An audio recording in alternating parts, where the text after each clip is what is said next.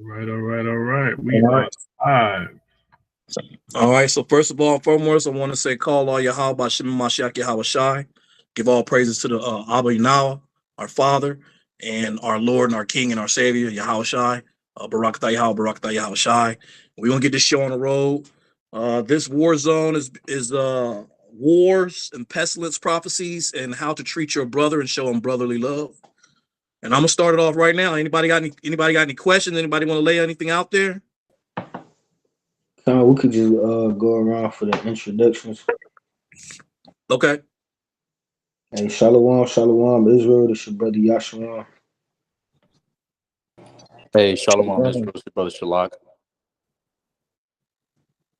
Hey, Shalom, Israel. It's your brother Mahar. Come Israel. Hey, Shalom, peace and blessings to the children of Israel scattered abroad. This is your brother Shapar.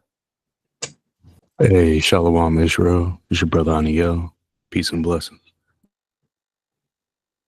Con. We're gonna talk about some wars and prophecies of the Bible that a lot of people don't seem to think are true and don't seem to care or consider. A lot of the stuff that has been prophesied in the Bible, a lot of it's come true and came to fruition. Especially when you take your Deuteronomy, the curses, and take them all the way down to 68. I mean, that's a prophecy that's been fulfilled. We all know who was in slavery. We all know who was sold to their enemies on auction blocks for bondwomen and bondmen. So we're gonna get more of these prophecies that haven't been fulfilled. Some that have been fulfilled. We'll go over them, debunk them, or at least debate them, or at least try to expound on them. Not debate or debunk, but expound on these prophecies. So can somebody get me? Can somebody please get me Matthew 24:6, please? Baba Gashal, what the water?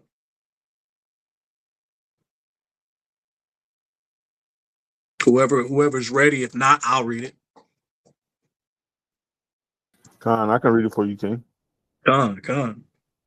This is the book of Matthew, chapter 24, verse 6.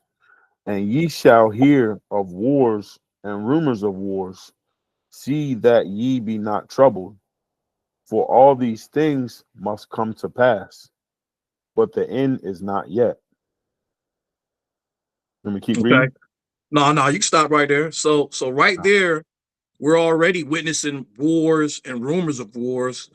We already know that Russia now has North Korea fighting with them. You know, North Korea setting up nuclear projects all over the board. You got India and Brazil forming up with Russia to form BRICS. So you have a lot of places that are going to be rumored of war and all types of stuff. You know, there's all types of wars going on, even in places that we don't see on Fox or CNN. There's still wars all about. So we're going to hear about more rumors, and we're going to see more wars coming to pass. All right. So, hey, Shapar, keep going on that just for a little bit. Khan King. Verse 7. Matthew 24, verse 7. For nation shall rise against nation, and kingdom against kingdom, and there shall be famines and pestilences and Stop right earthquakes. there. You go. So there you go. There's your famine. There's your earthquakes. There's your pestilences that the Lord is going to bring forth. He's gonna whether it's upon the heathen's head or these stiff-necked Israelites' heads, and some of us who are in this truth are gonna probably have to endure some of that too. So these are all prophecies that are coming to fruition. I mean, look, right? What 3 years ago was COVID. Now you got something called the avian bird flu out here. You got the norovirus that's coming back. I mean, there's all types of stuff that's going to plague us, and we have to be prepared for these things as Israelites. War, pestilence, and famine. Just look at your food companies. You know, there's like 10 companies out here who control everything we eat and drink. One of them being Kellogg, second one being Coca-Cola. Sooner or later, those things they ain't gonna be there no more. You know what I'm saying? So we all as Israelites have to be prepared for these prophecies to come to pass, We're gonna have to learn how to deal with them. Anybody got any precepts or anything? No? Shapar, if you don't mind, can you get me Amos 1 and 6, Baba Kashaw? Khan, I got you, King. The water up. The book of Amos, chapter 1, verse 6. It says, "Thus saith the Lord, for 3 transgressions of Gaza, and for 4, I will not turn away the punishment thereof, because they carried away captive the whole captivity to deliver them up to Edom." Keep going up. Khan, verse 7. "But I will send a fire on the wall of Gaza, which shall devour the palaces thereof." Are you good? You good right there. So if you take a look at what that prophecy is meaning, you know what I'm saying? Yahawah has been showing that for years. You know, Gaza and Israel, the so-called Jewish man, they've been fighting for years. And Israel been lighting them up. And of course, Gaza has their little stones. They got their little sticks. And they got some type of rockets over there. But those rockets can't compare to what Israel is doing to them. You know what I'm saying? So, and the Lord told them for 3 transgressions, we're going to put it on fire. We're going to set it on fire. So if you would, Mahar, can you show that first video, Mahar? Baba Gashah. Let me pull it up. Just a quick question. You sent them in order, right? I sent them in order, yep. Okay, cool. So that's what Gaza has to look forward to. And it's a prophecy that the Lord brought forth. And are we looking at it today? Is it being fulfilled? Yes, sir. Yes, sir. They getting blown up, they getting burned up, their walls are on fire, their people have to seek underground refuge because of the transgressions that they did. And then, mind you, these people are the ones who started this with Israel on October the 7th. I want to say a year ago or maybe 2 years ago. They went in there and kidnapped over 144 people and killed like maybe 30 of them initially. And the Palestinians, they're passionate about their protests. They go out in the streets and they say save Palestinians. But the Palestinians, they started this. Whether it's under the Palestinian government, the Palestinian government knew that I forget what they're called. But if anybody, okay, go ahead, Kat. Shalaki, I was just gonna say, have y'all heard about Hamas and Israel? Hamas and Israel. There you go. Hamas. That's who it was. Yeah, you heard about they so-called, came into an agreement. Yeah, ceasefire. Yeah. But yeah, a lot of people think, that peace go come from that, but hey, don't get too calm, because it's gonna start back up. According to like the brother bringing out, according to prophecy, that's just a little setback, but hey, things go pop right back up in a minute. So everybody, getting calm, like, yeah, they came to a peace agreement, but that ain't gonna last for too long. Calm. Hey, real quick. Mark. So, that's funny because, one of the scriptures talks about when they talk about peace and safety, then sudden destruction comes. So, don't be surprised if all this peace talk is, just another show card for Esau to wave around. Well, they always, you brothers made a good points right there about those peace treaties. I mean, through this conflict over the last 2 years, there's been at least 3. Let's solve this. Let's do 3 days of peace, and then they get right back to cutting up. So I mean, just because they say, hey, they decided to agree to come to peace. I mean, Palestine still got some of Israel hostages. You think Israel gonna let peace go on for longer than what, a month or two? No. They even when they had Ramadan, they let the Hamas and the Palestinians have Ramadan. That was peace for like 2-3 days, and they went right back to cutting up.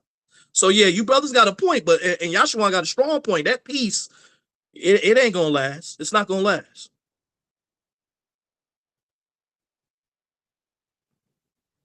So go ahead, play that video real quick, Mahar. Baba Gajah.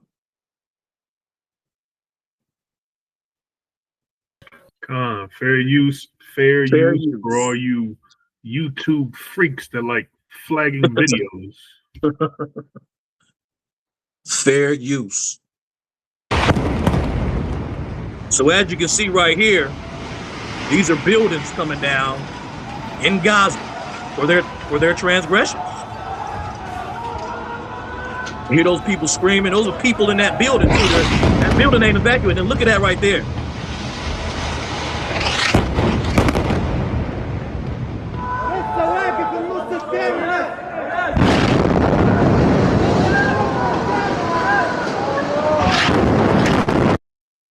Hey, So look, the interesting thing about this video is this was 3 years ago. 3 years ago. You see know what that? it looks like now? It looks like maybe 10 times worse than this. I'm gonna try and find another video. You know, if you didn't send me one Of recent. of a recent. Go ahead, try and find another one of recent because I saw it. I didn't send that one, but it's desolate now. You don't even see like half those buildings that's around this building. You can't even see those buildings anymore. They're done for, bro. They done for. So I'm gonna get just to reiterate, I'm gonna get Shapar to read that again, that Amos 1 and 6 again, so the people could see what's going on and put 2 and 2 together and say, oh snap, he is burning them up. He is he is destroying them. Khan, you want me to read it, King? Khan, the book of Amos, chapter 1, verse 6. It says, thus saith the Lord, for 3 transgressions of Gaza, and for 4, I will not turn away the punishment thereof, because they carried away the captive, Salakia, they carried away captive the whole captivity to deliver them up to Edom. But I will send a fire on the wall of Gaza, which shall devour the palaces thereof. You see that? You see that? And what's happening in Gaza the past 3 to 4 years, this year, last year? What's happening in Gaza? They getting burnt up. Their people are sighing and crying. They ain't got nowhere to turn to. And believe it or not, that's Yahawah. That's Yahawah bringing forth this punishment upon them. He told them he would. And this is what this lesson is about, is his prophecies. Him telling you, I'm gonna do this to you. I'm gonna get you. I'm gonna get you. And guess what? He lighten them up. Lighten them up. We gonna keep it moving, man. Keep it moving. If anybody else wants to read, they can. But if not, somebody let me get Ezekiel 13 and number 1 from the top. Baba Gashah. I got you, King.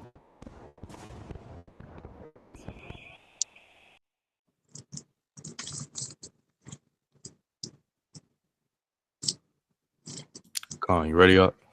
I'm ready up. Go ahead, whenever you're ready. Khan, the book of Ezekiel, chapter 13, verse 1. And the word of the Most High came unto me, saying, Son of man, prophesy against the prophets of Israel that prophesy, and say thou unto them that prophesy out of their own hearts, hear ye the word of the Most High. Keep going up. Thus said the Most High, woe unto the foolish prophets that follow their own spirit and have seen nothing. So woe unto the prophets that carry on about like they know everything and they don't prophesy against anything. Their heart, their spirits ain't there all together. So that's what he's saying right there. Woe to those guys that think they prophesying and not following his ordinance the correct way. So they can't see. Keep going with number 4, Hawk. Verse 4. O Israel, thy prophets are like the foxes in the deserts. Verse 5. Ye have not gone up unto the gaps, neither made up the hedge for the house of Israel to stand in the battle in the day of the Most High. So basically what we got to do is we got to keep coming back to these commandments and reading this Bible. Thus saith the Lord, so that we can start seeing things and that our spirit becomes holy within the Lord thy God. And these prophecies mean a lot because that's all you had back in the days in the Old Testament and the New Testament was prophets that were telling these things to other Jews or Israelites, and these things were coming to fruition. Moses talked about Yahawah in Deuteronomy.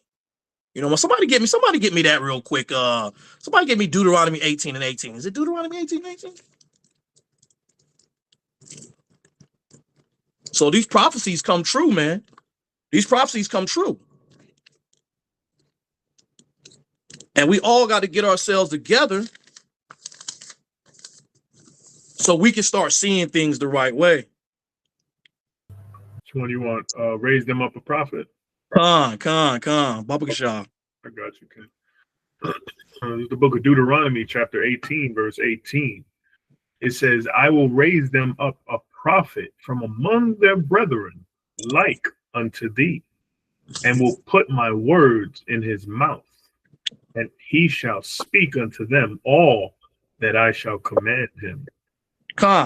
Now this is, I want to say, I'm not sure if you guys can enlighten me. I'm not sure. I'm pretty sure you guys might know a little bit more about how long before Yahawah stepped on the scene this was. And so Moses here is prophesying about our Lord and our Savior, saying that there's going to be somebody that's going to come and he's going to put he's going to put his words in his mouth. And who was that? That was Yahawah. When Yahawah hit the earth, he was always talking about Moses. Follow the law of Moses. He was that prophet to shortly come to pass. So these prophecies actually, they actually hold down 100%, 1,000%. It's when God says it shall come to pass, when Yahawah says that, it's going to come to pass, whether we like it or not.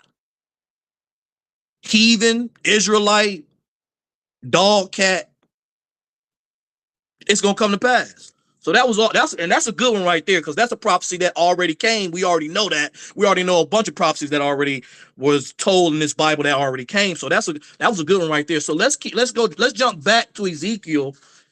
And can I get Ezekiel? Let me get Ezekiel 39:1. Baba Gashah.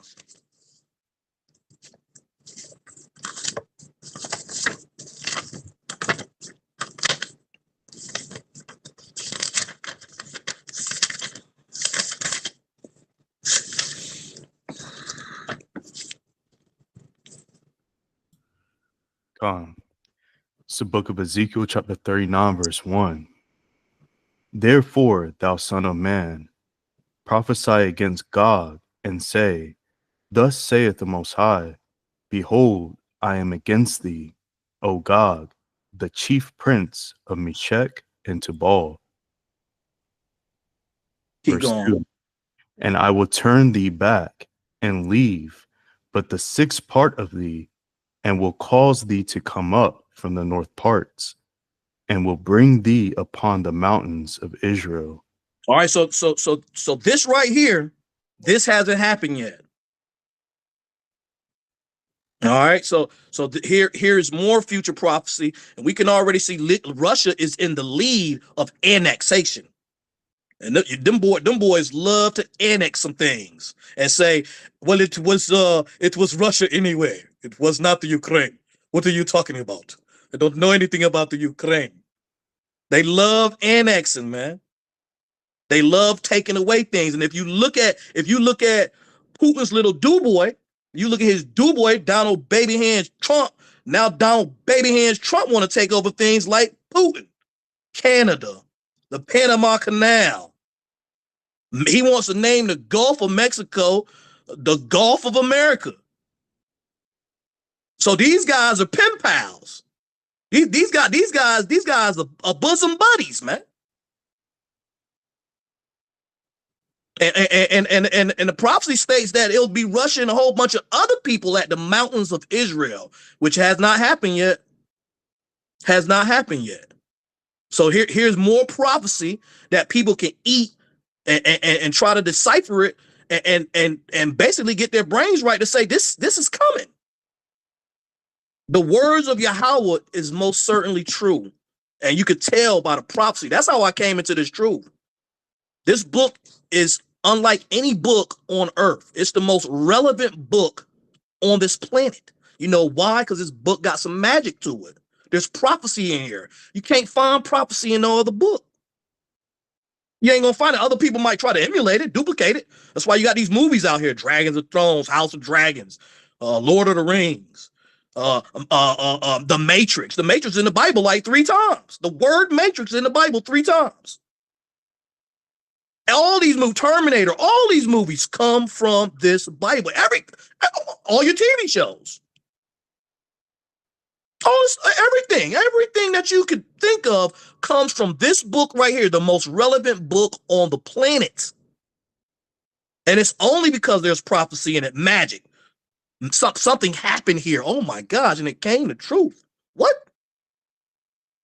We're gonna keep moving. So that was 39. And where you stop? Hey, before you go on, go back to Ezekiel 38:1 when he first tells you about Magog. Baba Gashah. Go ahead, Cap. I'm sorry. Hey, Salaki, no, that was powerful what you were saying. I had a couple precepts I wanted to bring out, but I'm gonna just bring out this one. And let them rip, Cap. Let them rip, Cap. Yeah, I'm gonna bring this out in Isaiah 34:16, because what the brother going into is powerful. Because look, you notice in the times we living in right now, with all the events that's taking place on the earth, you don't see nobody else explaining why these things is happening. Like the Israelites that you see out there on the highways and the byways, we the only ones that can explain the things that's happening on the earth and why they happening, thus saith the Lord.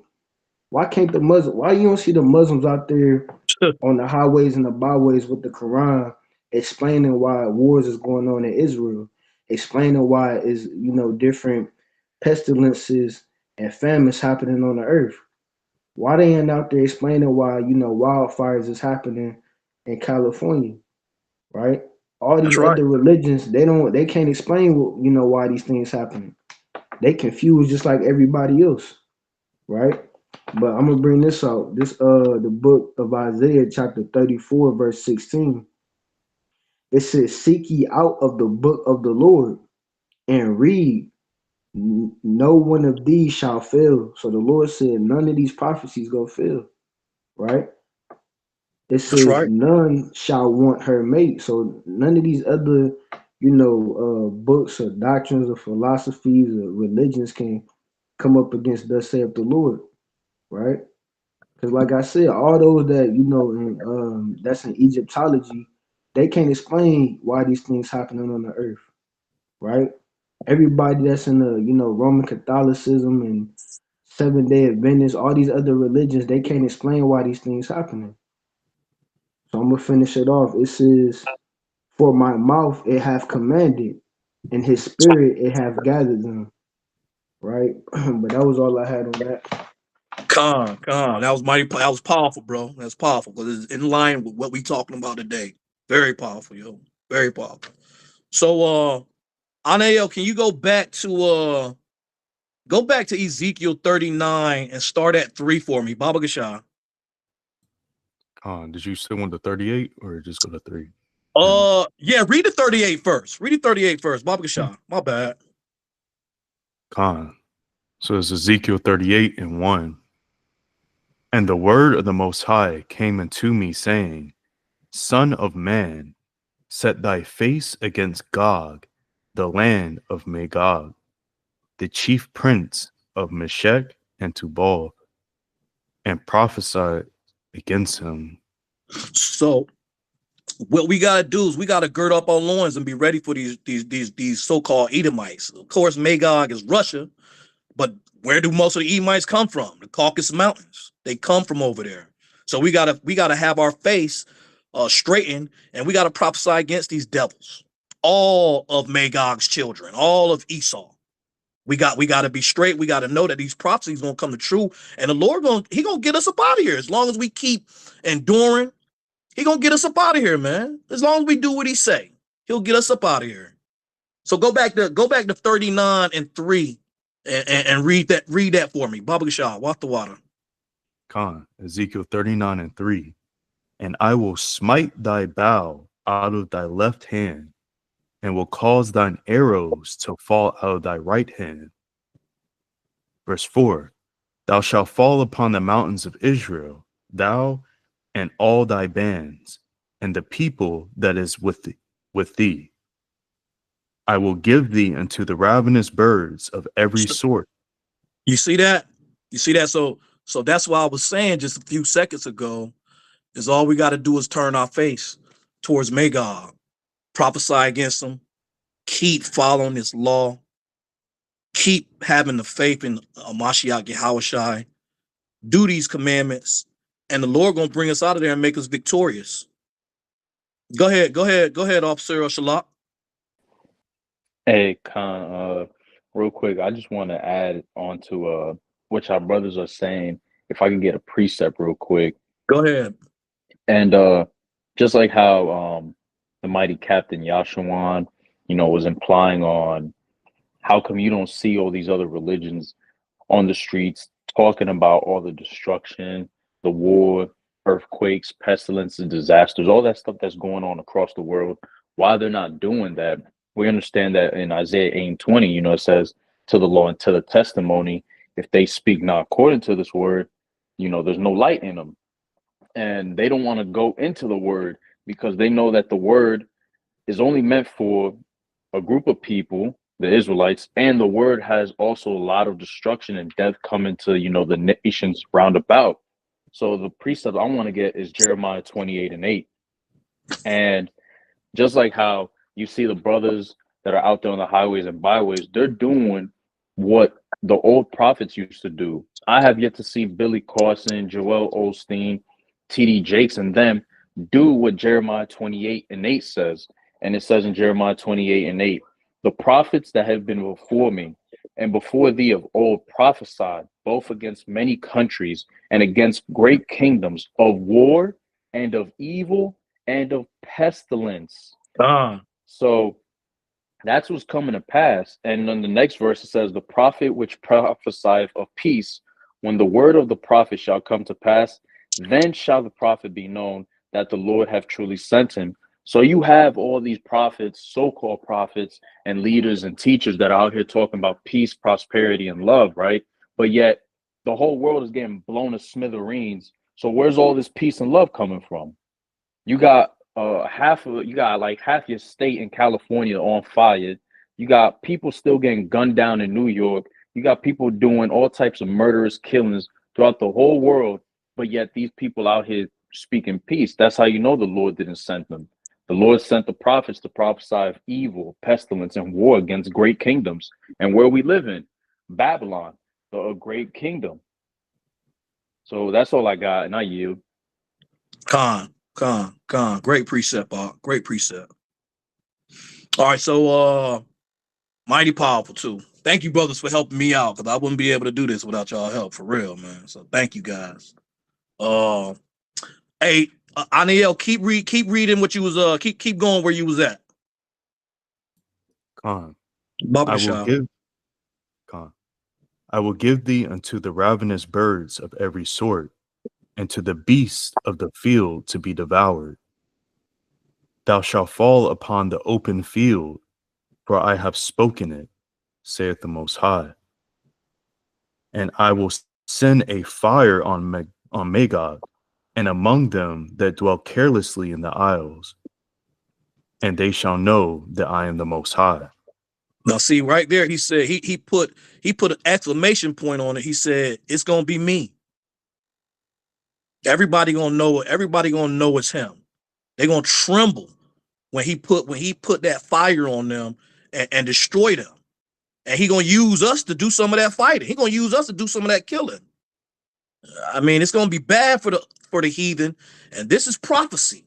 Just like Shalak and Yahshua was saying, you're not gonna find people out here explaining and telling you and deciphering this Bible and telling you what is going to happen, what shall come to pass. You just ain't going to find those people out there, because just like Shalak said, some of these people know that There's going to be retribution for their heads and for their families' heads. I actually heard a white person say maybe 10 years ago, I think she was sitting down and she said, she was at the bar at North Hills. And she said, if she said something, I heard her, she was talking, they were having a conversation amongst themselves.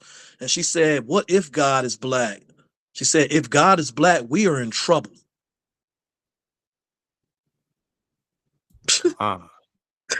Yeah, and see, and there you go. And see, if she actually read the Bible, she'd actually know that they should tuck their heads between their legs. They're done for. Stick a fork in you. You're cooked. Keep going up. Baba Gashah. Come. Verse 7. So I will make my holy name known in the midst of my people Israel, and I will not let them pollute my holy name anymore. And the heathen shall know that I am the Most High, the Holy One in Israel. The heathen shall know what? What should the heathen know? That I am the Most High, the Holy One in Israel. The Holy One in Israel? Come on, folks. Come on, folks. Why right there why can't he just say everybody on the planet Earth? I mean, the Lord has a serious problem with other nations, especially when they touch his people. Even though he set it up like that, he still has indignation for you. You know, especially for Edomites. He got some indignation for you, man. Matter of fact, somebody get me Salakia. Let me hold that where you at, Anael and Mahar. Can you get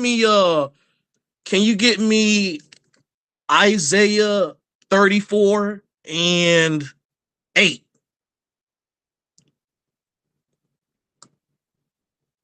Baba Gashah. I'm sorry, guys. I just want to get this point off real quick. I'm gonna get right back to it. No, you good. I got you. This is the book of Isaiah, chapter 34 and verse 8. It says, for it is the day of the Lord's vengeance and the year of recompense for the controversy of Zion. You see that? So like I said before, he don't play when you play with his peoples. And it's his day of vengeance, his day of recompense. And it's not gonna be funny. It's gonna be bloody. It's gonna be gory. Like how scientists explain how so-called dinosaurs used to hunt. They say it won't nothing pretty like a lion.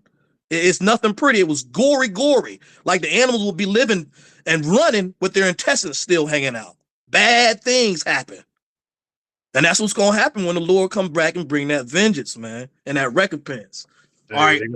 They're gonna have their guts hanging out for sure. But all this is reminiscent of Isaiah 61, right? Where it talks about the gospel. What does it end with? It ends with our salvation and the day of his vengeance towards everybody that hates him. There you go. So he means business. These prophecies will be fulfilled. You can't run away from these prophecies. That's probably why a lot of white people convert to Catholicism and the Mormonism and the baptism. I guarantee you, man, just like we read this Bible, there's been some Edomites, some Amalekites, some Arabs that actually got down to the pages that we were at and said, oh my gosh, we're doomed. So I'm pretty sure there's some Edomites out there that know their destruction is coming to pass. And everybody else who is not an Israelite. It just said, for the day of the Lord's vengeance and the year of his recompenses for the controversy of Zion.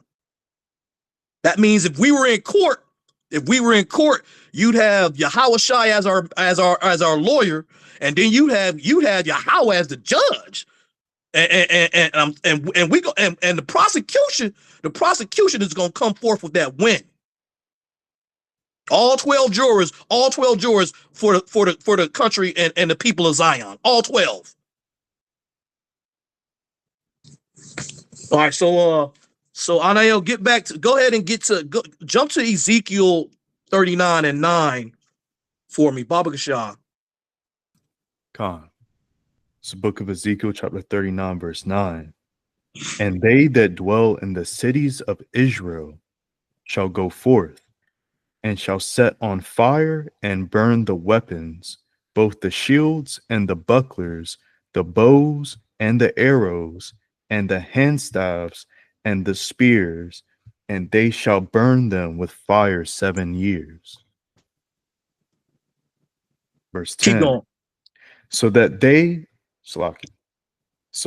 shall take no wood out of the field, neither cut down any out of the forest, for they shall burn the weapons with fire, and they shall spoil those that spoiled them, and rob those that robbed them, saith the Most High. Say it who again, Anael? I'm hard of hearing. I need to hear that again. What happened? Saith the Most High. Saith the Most High. So this is prophecy upon prophecy that has not came to fruition yet. And everything that God has said he was going to do, he's did it. So that would mean that this is going to happen. We're going to destroy Magog. We're going to destroy their weapons and burn them. This stuff has not happened yet. There's a lot of people going around saying the real Jews are in Israel, but hold on, the Jewish military has an abundance of weapons. Hell, to live in Israel, you have to become a soldier, woman and man. They're the only country on the planet where it is legal to actually carry your automatic weapon in public. It's legal. And their soldiers could be on furlough. Their soldiers don't even have to be on the battlefield. They are carrying M4s with grenade launchers attached, going to stores. So, Salakia, Cap, go ahead, Cap. No, that's crazy because, that go to show you that they're not the true people of that land. Come. That don't line up with prophecy because the Lord said when we come back to the land, it's going to be all peace. That's right. But ever since they've been in that land, it hasn't been peaceful for them. They've been at war the whole time. That's right. To the point, like you said, they got to walk around with fully automatic weapons. That's crazy. That's crazy, man. That's crazy. I mean, that's crazy. I mean, even I've seen video with soldiers at Taco Bell and McDonald's and Jewish restaurants in the city, and their M4s right beside them with attachments. I've seen them walking around with 203s. These cats walking around with 203s, bro, in the city. So they can't be the real Jews. It said the real Jews will be impoverished. How many niggas you know walking around with M4s with 203 attachments? Publicly. So this is prophecy that has to come to fruition. Mahar, in fact, Mahar, play that second video. Play that second video just so the people who are watching can be edified and see that the people in Israel, the Israelis, are not us. They're not us. They're not the real Israelites. Baba Gashah, walk the water, Mahar. Give me a quick second. Take your time, Mark. Take your time. Anybody got any precepts? Khan, I got one, King. Khan, bring it out. Khan, just going into what you're going into about the prophecies and these other nations, man. You see the Most High stirring up war amongst these other nations, man. It makes me think about Joel, the 3rd chapter, with all these rumors of war, and Matthew 24 and 2nd Ezra 16. But like you was going into with Gog and Magog, the Most High, man, he's lining it up to where he's going to use us to destroy these other nations. That's right. Just like with David, how he had David, man. I was reading in 2 Samuel yesterday, and David was fighting the Syrians and he was fighting the Ammonites at the same time. He was killing like 30,000-40,000 of these dudes in one war. I'm talking about just praises. a bloodbath, right? David I mean, he was fighting Moab, the Syrians, the Ammonites, putting garrisons in Edom. So you know what was back then is going to pass again, and the Most High is going to use His children to destroy these other nations, man. And it, like the brothers going into, it's powerful because it's all through the prophecies. This is one reason the so-called Christian church doesn't want to go into the Old Testament, because the prophecies, right. the prophecies say that the other nations got to be destroyed, and that the Lord's only dealing with Israel. So you can't teach that and teach a lullaby prosperity message, because we know the Most High is not all love, right? He's about war too. According to Exodus, he's a man of war. But I just wanted to read this precept, King. It's the classic Jeremiah 51:20. Thou art my battle axe and weapons of war, for with thee will I break in pieces the nations, and with thee will I destroy the kingdoms. So, like, you know, just backing up what the brothers going into, right? The Lord's stirring up war in all these kings' minds, right? And we know, man, that all this is going to lead to World War III, and it's going to lead to the nation of Israel rising up, man, with the Messiah, and we're gonna get the kingdom of the kingdom back, and we're gonna rule the earth, right? And one way we're gonna do it is by destroying all these other nations. But I yield. That's what's up. Mighty powerful. Appreciate that precept, Bob. Nice. All right, so I guess we're gonna go into this next video.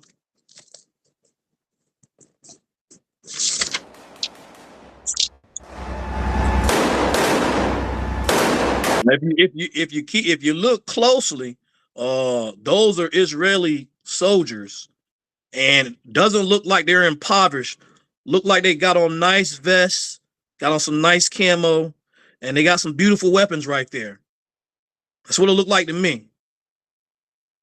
If anybody else has any, thing to say about that, just let me know, because it looks like they're going into somebody else's city and they're terrorizing people. Con, I got some fair use for you YouTube goons again.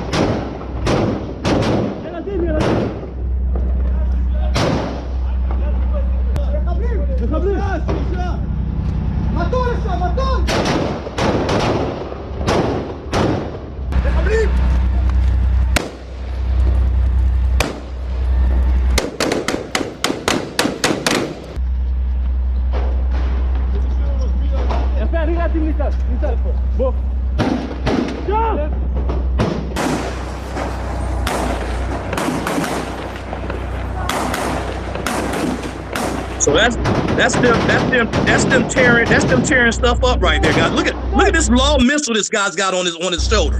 Now that doesn't look like to me that Israel is in poverty when you walk around with law missiles shooting at other people that just has rockets.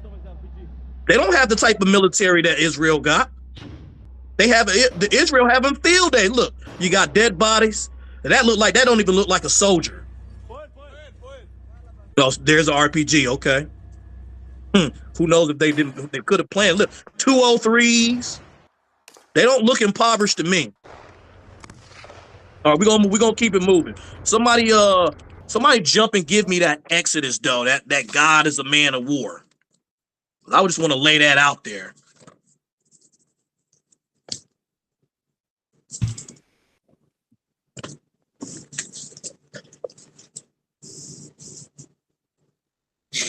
People need to hear this, because I think this is one of his first descriptions. Am I right, Cat? Is this the first description of the Lord Yahawah, that he's a man of war? Going into the man of war. Mm-hmm. Con, I can read it for you, though, okay? Please. The book of Exodus, chapter 15, verse 3. It says, "The Lord is a man of war. Yahawah is his name." The Lord is a man of war. Yahawah is his name. Now, I was born in 1976. And ever since I've been living, there's been a war in multiple theaters throughout the cross of the earth, whether it's through the United States, China, Russia, Africa, South America, Australia, wherever Europe, wherever you want, any place you can think of. Since I've been living, there's been a war in every year. I'm 48 now, and this is how you realize that the Lord is a man of war. He likes these things. These. It's like chess to him. He pits one foe against another, an antagonist against a protagonist. He lets it play out. And it doesn't stop.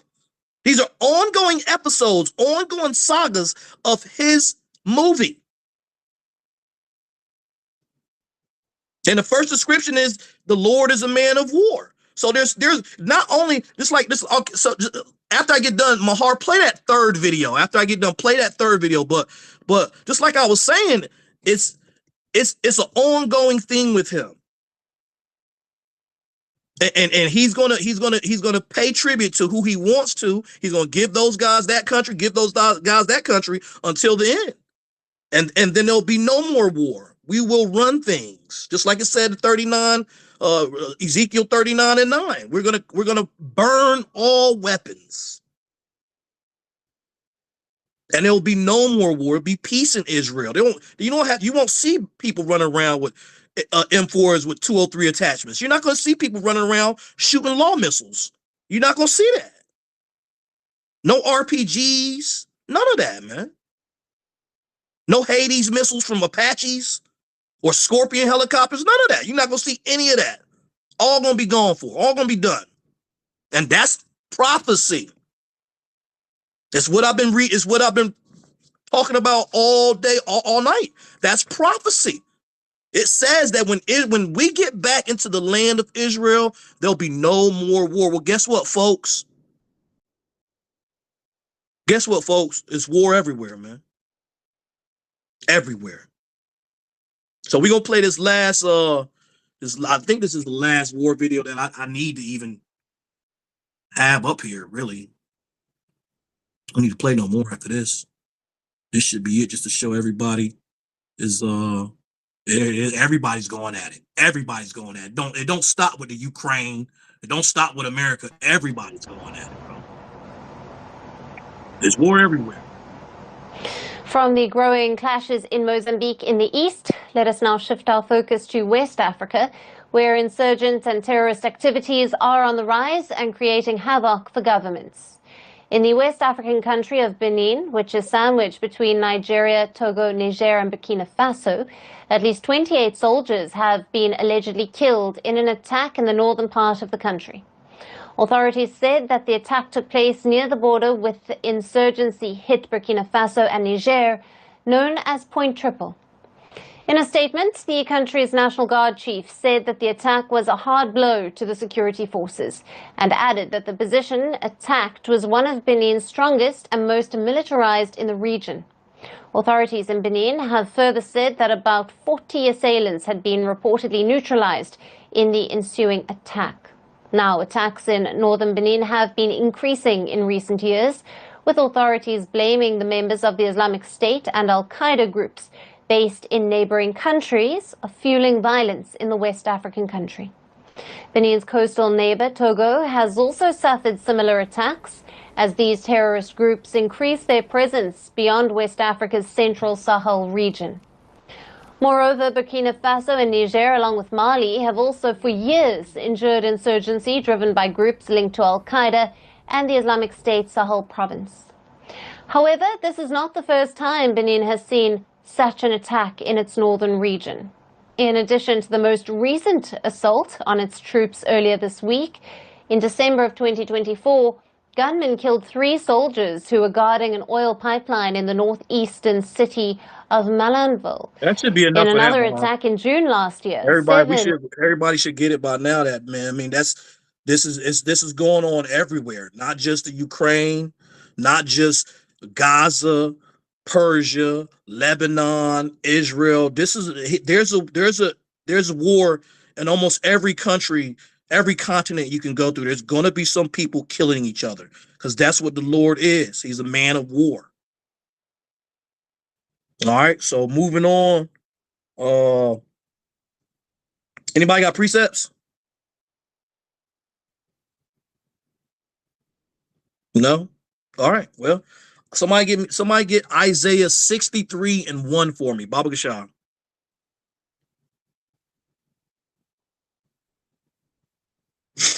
More prophecy.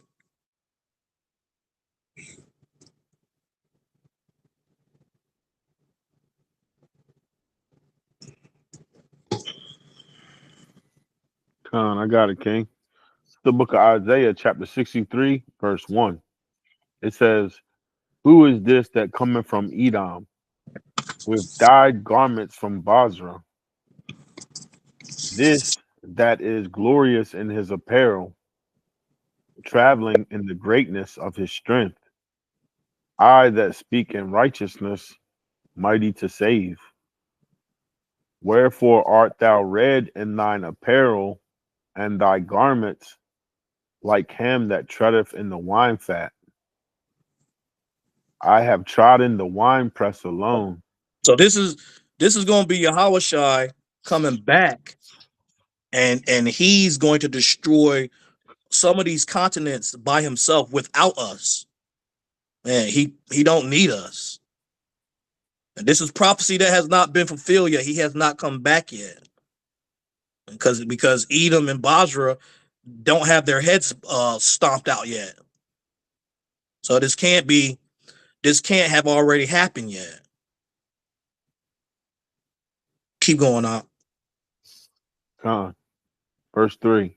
I have trodden the winepress alone, and of the people there was none with me. For I will tread them in my anger, and trample them in my fury, and their blood shall be sprinkled upon my garments, and I will stain all my raiment. For the day of vengeance is in my heart, and the year of my redeemed is come. So there he is right there. He's speaking on what we're speaking about tonight. He's speaking on prophecy.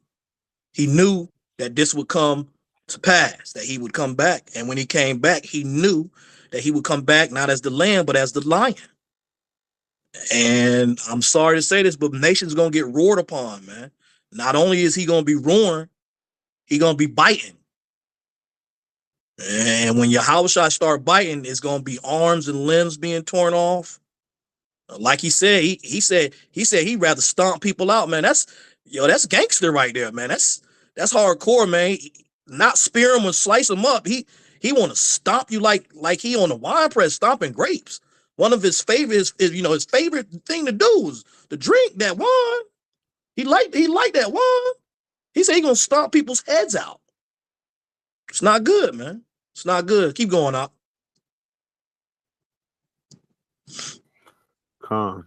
Verse 5. And I looked, and there was none to help, and I wondered that there was none to uphold.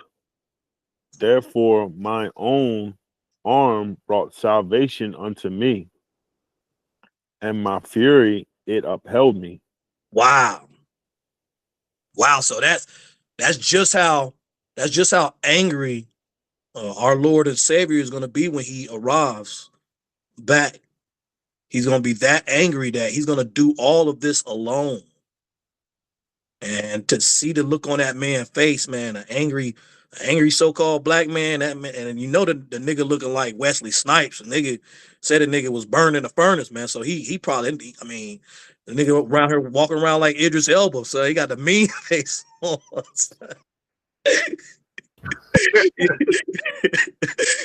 You think that man coming back? You think that man coming back to play checkers and chess with you, man? Nah, man.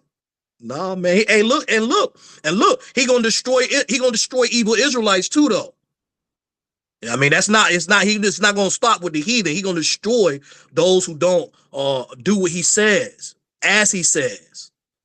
So I mean, you caught eating pork, you done. You caught around here fornicating, sleeping with animals, you done. He ain't gonna stop. He ain't gonna stop with the heathen. So we got to be prepared. That's why I said earlier when the class first started, I was like, we got to be prepared. Turn our faces towards Magog and prophesy against him any chance we get. When we out on them highways, these Wednesday war zones, we got to prophesy against the Edomites, man, against Magog. Hey, Shalakia, King. Hey, can I add something to the lesson right quick? Go ahead, man. I would love it. That's powerful what you're going into, man, because like I say, like the Christian church, they teach that, you know, we supposed to love everybody and the Most High and his son's all about love, but like they can't really go into the prophecies because that's not really going to fit their narrative. You feel me? Like, right. When I was in church, bro, so-called going to the church when I was younger, like they wasn't never bringing no Isaiah out. You know what I mean? Definitely not 63. And I heard a brother teaching today, and he was saying he was going into how some of the early church bishops and fathers didn't really they almost considered to take the book of Revelation out of the canon, the so-called canon, because it showed Yahawah in a different light compared to some of the gospels, you know, coming back you know, executing judgment and, you know, being in a state of mind of war instead of, you know, teaching his train of thought and his style of teaching in the gospels. But if I could just bring this precept out, because our forefathers, they knew about this prophecy long before our forefathers knew about this prophecy during the time of Noah. But this is the book of Jude, chapter 1, verse 14. And it says, and Enoch also, the seventh from Adam, prophesied of these, saying, behold, the Lord cometh with 10,000 of his saints to execute judgment upon all, and to convince all that are ungodly among them of all their ungodly deeds which they have ungodly committed, and of all their hard speeches which ungodly sinners have spoken against him. So yeah, like the brothers going into, man, this ain't just about the nations, right? We know the prophecy says that 2/3 of our people got to be destroyed too. That's right. Great precept about the 10,000 saints coming together. Oh man, yo. That's what's up. Yeah, he just like you just bought out, man. It's not just these other nations that he gonna have a bickering with, a problem with, man. He's gonna have a problem with us. You know what I'm saying? And some of us are gonna be thrown in that lake of fire, man. We're gonna get destroyed, man. So that's the whole. Go ahead. Go ahead. Salakia, I don't mean to cut you off, but I was just gonna say that's why, like when you was talking about brothers doing these lessons and brothers teaching on the highways and byways, really that's mercy and grace, because at the end of the day, you know, we really out there for our people to teach our people that they should turn from any worldly ways, turn from the ways of the heathen, and really go back to the ways of the Most High God. Because like I say, man, judgment's gonna start at the house of Israel, you know. So that's right. We just trying to get our people to convert and get our people to be born again, so they can get this salvation and we can get the hell up out of here. But yeah, Salakia, I don't mean to keep going, King. That's all I got. You good. Go ahead, Shalak. Hey, Khan, yeah, so like just to add on to what Shapar was saying, because I have heard that as well, how they want to get rid of the book of Revelation because it had, you know, the different side of the Mashiach Yahawah, you know. All they want to do is talk about the miracles and things that he did, but they don't want to talk about this right here. And I'm gonna read, if I could grab a precept real quick. Go ahead, Revelation 19 and 11, and it ties into with what y'all brothers been talking about. So it says, And I saw heaven open, and behold, a white horse, and he that sat upon him was called Faithful and True. And in righteousness he doth judge and make war. His eyes were as a flame of fire, and on his head were many crowns. And he had a name written that no man knew, but he himself. And he was clothed with a vesture dipped in blood, and his name is called the Word of God. And the armies which were in heaven followed him upon white horses, clothed in fine linen, white and clean. And out of his mouth goeth a sharp sword, that with it he should smite the nations, and he shall rule them with a rod of iron. And he treadeth the winepress of the fierceness and wrath of Almighty God.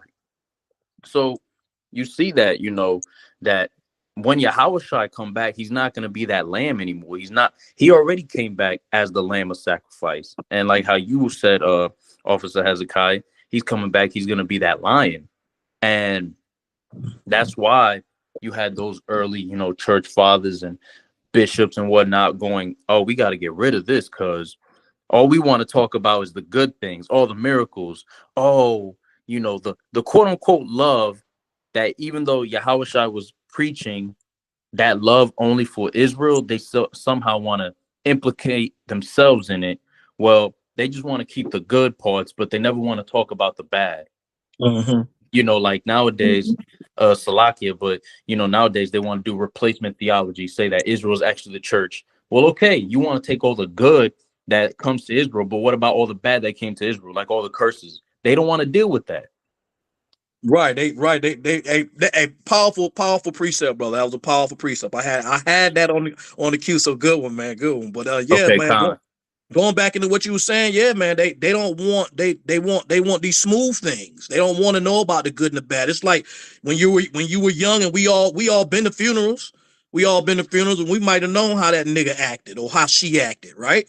But they ain't gonna say nothing bad about that person that died, and then we're at their funeral. Nobody's gonna say anything bad. They're not gonna say, well, I love him. I'm gonna miss him, but he did rob Auntie for like $2,000 2 years ago. They're not gonna bring that up. And that's just what the officer Shalak was saying, is that these churches and these people, they don't want to know about the physicality of the Lord. They think he's all love.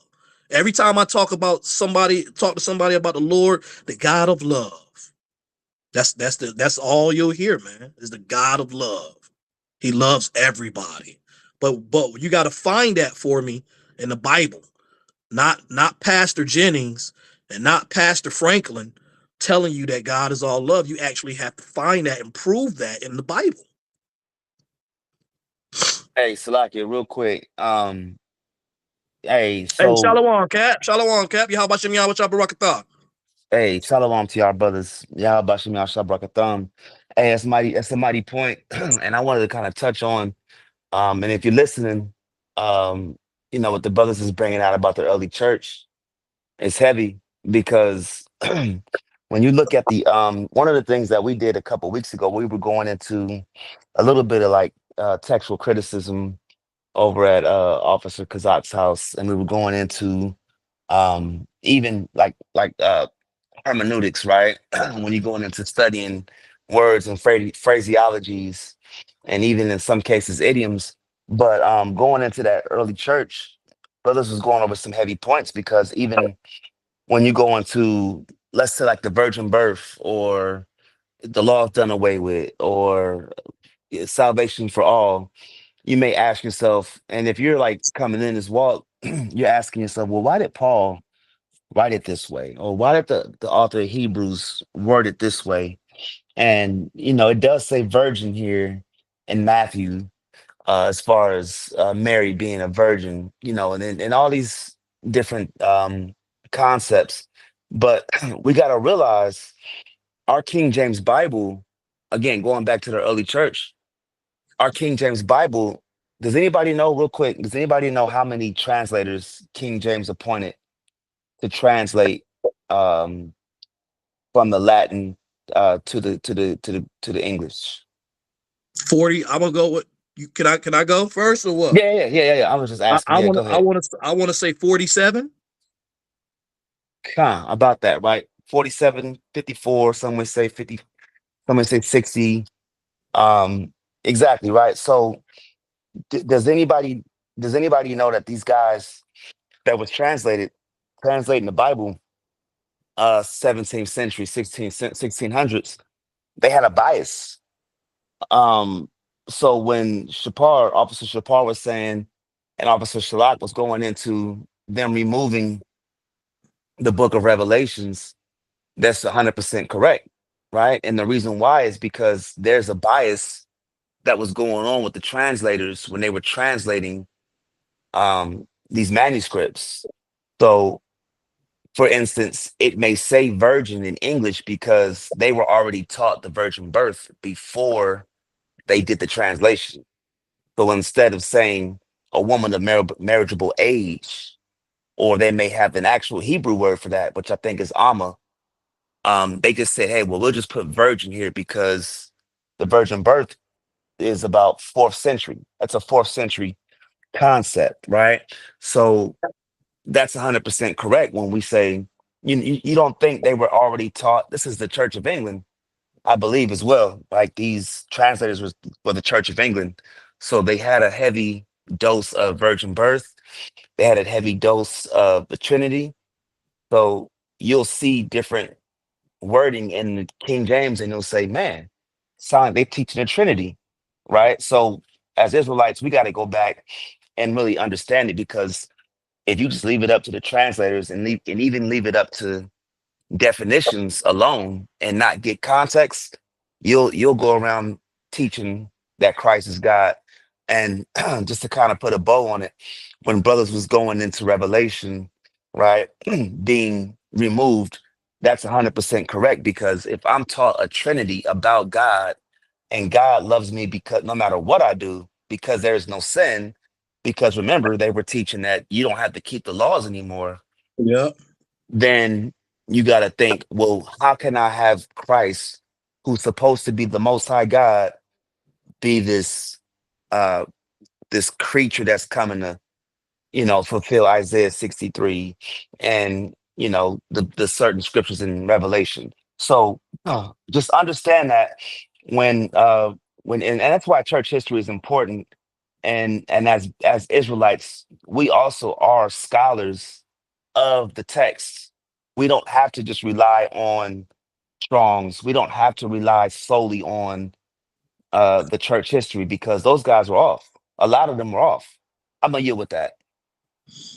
Beautiful. Appreciate that, Cap. That was some knowledge that we all needed to know, because a lot of people don't realize that it could get conflated in there with the virgin and all these, like you said, the idioms and different words being projected. So there's some people that can be confused, So that was awesome, man. Appreciate that. Right. And real quick, I know you was in Isaiah 63, and this is the beautiful thing about Isaiah 63. You're right, it is about Christ, and the beautiful thing about it is you see the word save, or save, salvation, all through there, and even save. Of course you need a context, but kind of land me back and on what Officer Shalak, what you were going into in a beautiful lesson when you go into Yahawah, saving the Israelites, right? And we know salvation has a context. However, um, this Isaiah 63 is beautiful because it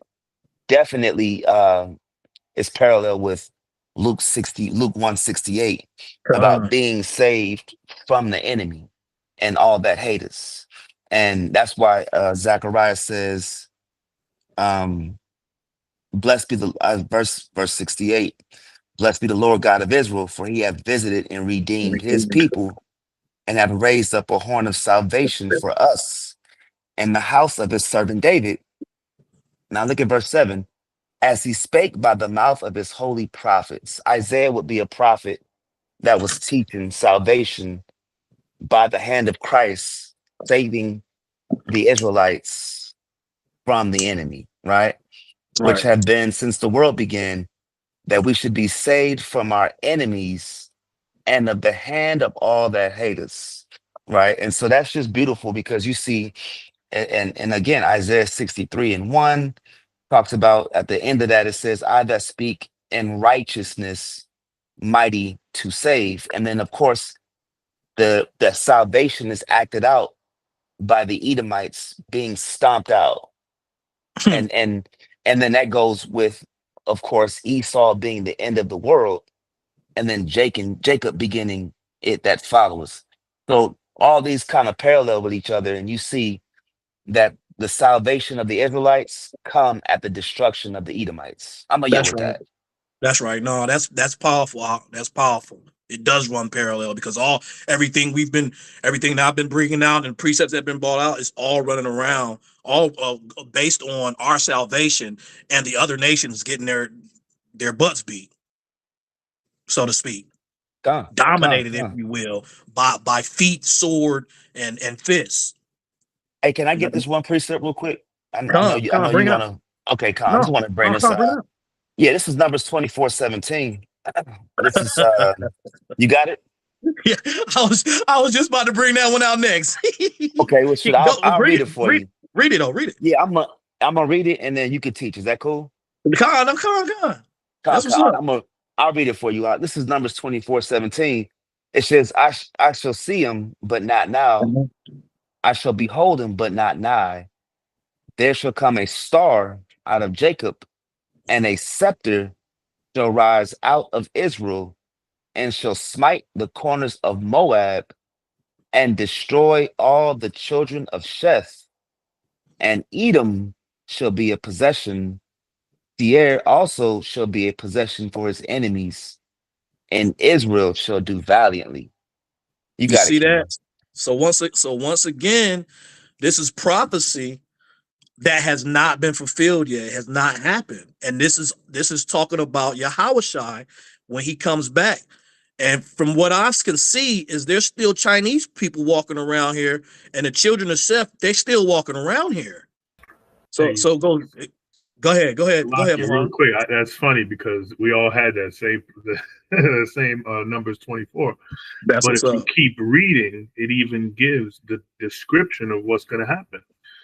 I'll just finish it off. It says, "Out of Jacob shall come he that shall have dominion," talking about Christ, of course, "and shall destroy him that remaineth of the city. And when he looked on Amalek, he took up his parable and said, Amalek was the first of the nations, but his latter end," meaning later, around the end time, "his latter end shall be that he perish forever." And who in the scriptures does it say is going to perish forever, according to Obadiah? Edom. There you go. So, I mean, and who do these clowns in Israel pose as? They pose as issues, but in reality, hey, who are they? Right? The Edomites. Yeah, the Edomites, man. There you go. And just like the captain brought out, how everything that we've been reading have been lining up with each other, correlating and parallel with each other. Look at that. Look how my heart just finished that out beautifully. All prophecy that must come to pass. All prophecy that must come to pass. The water for all you guys' help, man. I definitely appreciate this, man. This is nice. All right, so we we got that one done. Let's break out this somebody get Revelation 6:1 for me, Baba Kasha.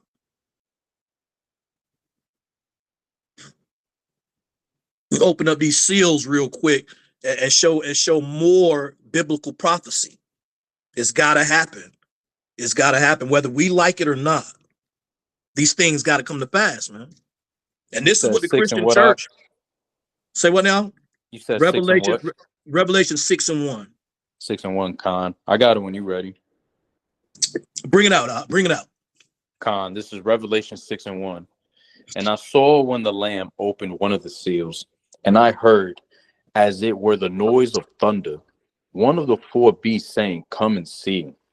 And I saw, and behold, a white horse, and he that sat on him had a bow, and a crown was given unto him, and he went forth conquering and to conquer." That's you good right there. So that's just one seal being open. That's just one seal being open, and go ahead. You know what? Go ahead and read number 2 too, Baba Shah. That was verse 2. Now, what's the read number 3? The second Verse 3. And when he had opened the second seal, I heard the second beast say, "Come and see." And there went out another horse that was red, and power was given to him that sat thereon to take peace from the earth, and that they should kill one another. And there was given unto him a great sword. See that? So all these plagues, all these wars, all these prophecies about people deserving the death that they need to happen through the Lord and his vengeance and his recompense, all these prophecies must come to pass. And I say must because all the other ones, they had to come to pass by the way of must. The shall means must. And they must come to pass, man. So that's what we look for, and that's why we go back. You go back to that Ezekiel when it said the Lord said he wants us to turn our face towards Magog and prophesy against them. We've been doing that, brothers. We've been doing it. We love each other for it. We go out on them highways and byways. We stick beside each other. We have each other sixes out there, and we all doing this for the Lord Yahawah. That's what we're doing this for. So all we got to do is keep enduring, keep doing his commandments, and keep prophesying against these heathen. And all these prophecies will come to pass. The one where it says, thou shalt put a yoke on thy neck and be destroyed forever. Guess what?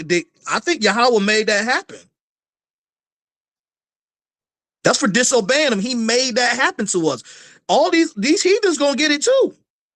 They're not exempt from these prophecies. No one is exempt from these prophecies. All right, so we're gonna keep it going, and somebody get Revelation 16:2. Go ahead, Shalak. Go ahead, Shalak. Hey, Salakia, but now we understand that no one's exempt from prophecies, but the rest of the world, especially these Christians, you know how they think they're exempt from prophecy? John 3:16. John 3:16 exempts them from prophecy. They don't even know what that means. You can ask a Christian who's talking in that, and they'll say Jesus and the Lord, or they'll say the Lord. They don't know. Or most of them say, I don't know who's talking. But guess what? God so loved the world. They don't know right then. That's written in the Greek. The world is cosmos. That means a harmonious arrangement of a government or body of people, a faction, if you will, or factions, right? Or earth is oikoumene in the Greek. So and then that's going. Just like the Bible says, wisdom is too high for a fool. Some of these Christians, most of them are fools. They would never. They'd be like, "What? What are you talking about, boy? You don't know nothing about no Greek." No, you don't know anything about the Greek. You don't know what you're reading. This book, like I said before, this book is all about prophecy. It's all about things that would happen to a people and that would happen to other nations. First of all, for the people who did not fulfill the contract, those were stipulations that we had to suffer. We signed a contract with the Lord. And a contract is a contract. Then blood was sprinkled on us from it. So the contract was sealed and sealed. And then our forefathers chose to muck it up. They chose to run amok. They chose to worship other idols. And God told us through prophecy, you don't do what I tell you to do, guess what's going to happen to you? So this book is nothing but the truth. Like I said, and I'll say it again, I'll reiterate it. This book is the most relevant book on the planet. Go ahead, Shapar. Hey, Salakia, that's powerful, bro. This lesson is really powerful. How you started out going, like you were saying, going full circle. We went into some prophecies, and then we kind of got into salvation. But I've been meditating on salvation the last couple of days, trying to put a lesson together. And I was thinking, like a lot of these prophecies are unfolding, right? Like you were just saying, these prophecies are unfolding, but a lot of this, bro, is for our salvation. And also on a deeper level, I've been thinking how salvation is literally like the curses being reversed and the curses coming off of Israel.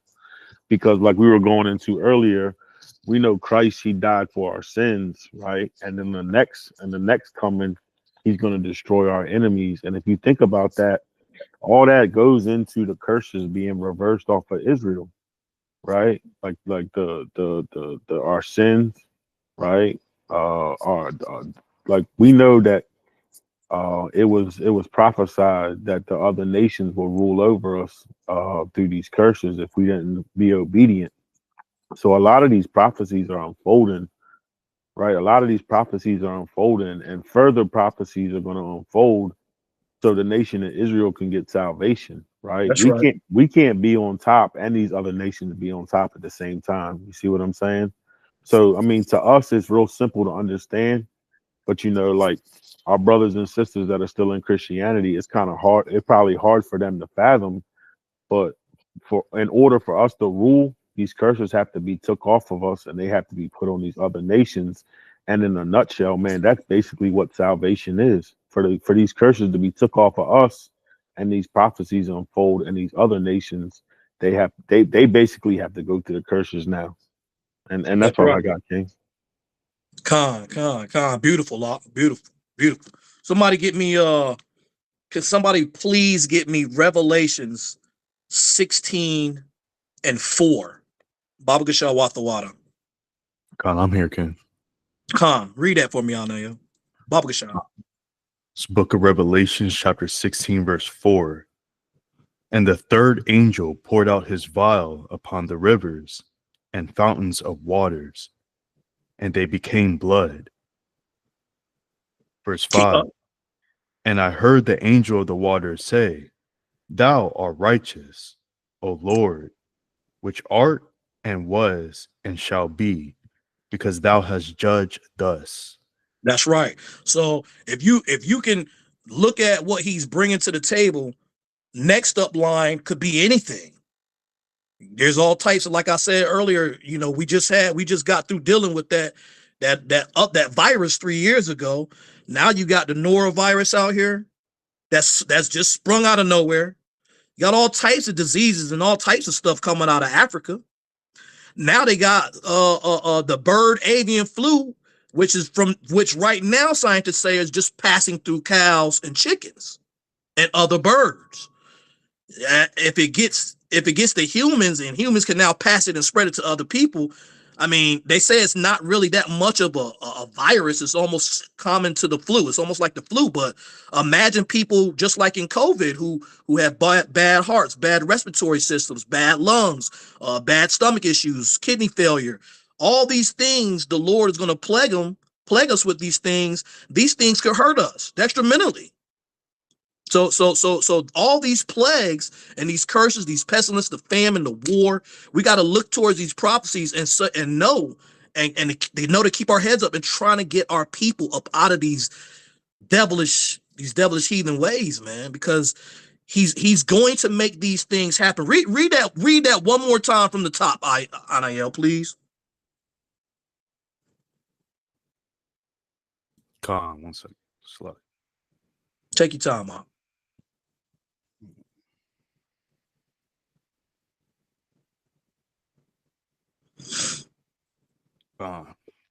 It's Revelation 16 and 4.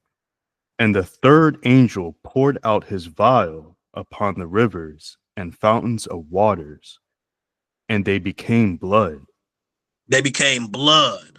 Mahar, you mind putting that video up that I got you with the rivers real quick, Baba Gashan? Yeah, come. Do the second one. Do the second one. Okay. Let me see. Let's pass the short because those next 3 videos are still talking about the war. So I'm gonna skip those 3. Right. Yep. Skip those and go down to the blood lakes. Oh, ooh, that's great. Yeah. All right, let me pull it up right now.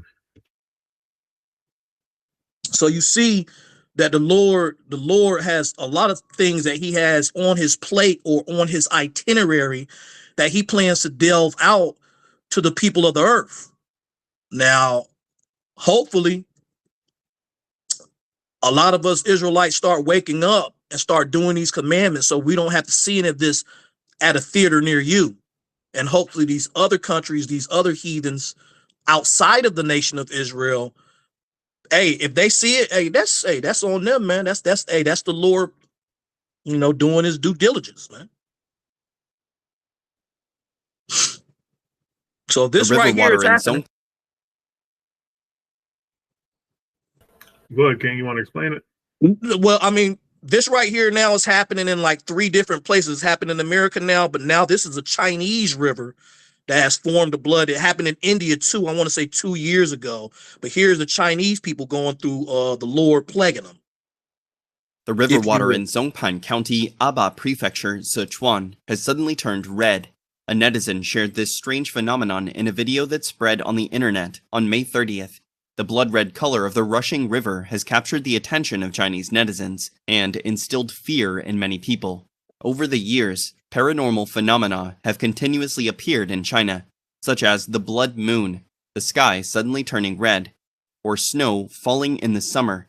In traditional Chinese culture, strange phenomena are believed to signal the end of a government's fortunes due to past evil deeds. On May 31st, the Songpan Ecological and You can stop it right there. You know, no, that's the Lord. That's the Lord saying, I'm gonna get you. And that's all that was. That's what 16:4 is. That's what Revelation 16:4. And he pours out that vial, and he's doing it right now. He's letting us see these things right now. Just because, and you know, just like we all discussed, we Israelites, so we know what he's preparing. We know what he's cooking. You know what I'm saying? And right now, these other people outside of us, they have no clue of what's going on. And you can clearly see that the Lord is serious about his business. Clearly. All right, we're gonna move on. We're gonna move on from there. What time is it? 10:08. What time we usually shut down? 10:30 or 11? Well, whenever we start, we usually go for 2 hours. So we started at 8:40. So around 10:40, it'll be 2 hours. All right, con. All right, so Mahar, play that first video with the cat in those tattered jeans. Baba Shah, the Israelite in those tattered jeans. And this is another thing that burns me up and grinds my gears about us as Israel, is that we don't love each other the way we supposed to. And it hurts me. It hurts me to say things.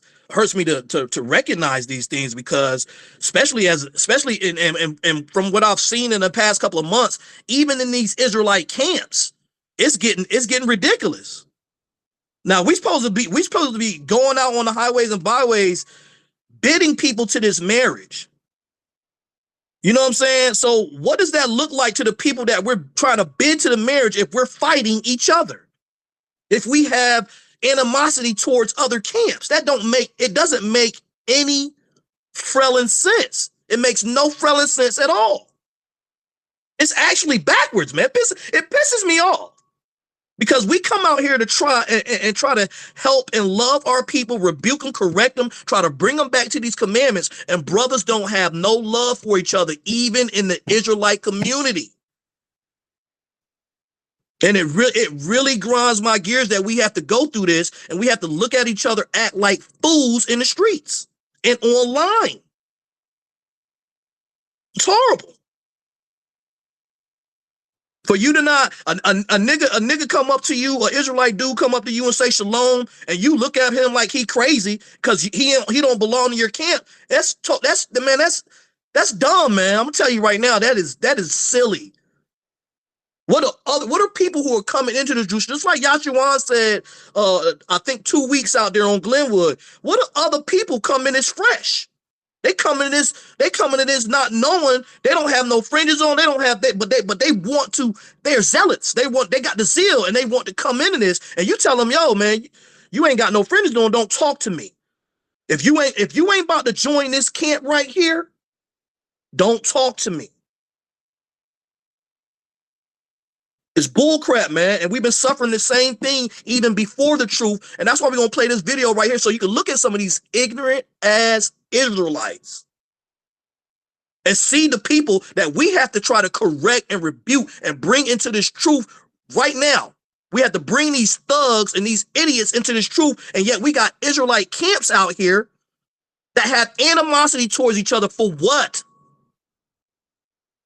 For what? Love that brother. Move on. You should acknowledge that, but at least say what's up to the brother. A nigga say shalom to you, Yahawah bless you with the Yahawahscampraleigh, and you look at him up and down like he stole your brother's Jordans, or you want his Jordans.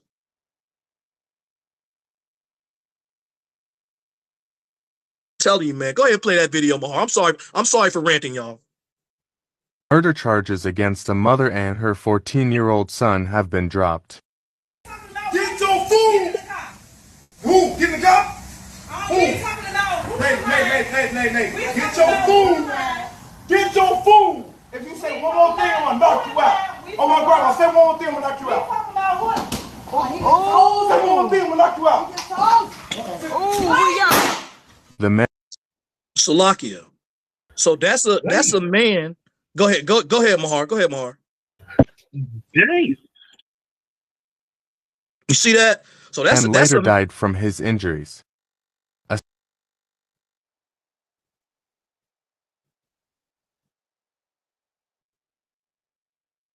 Go ahead, Doc. I just muted it. That's it.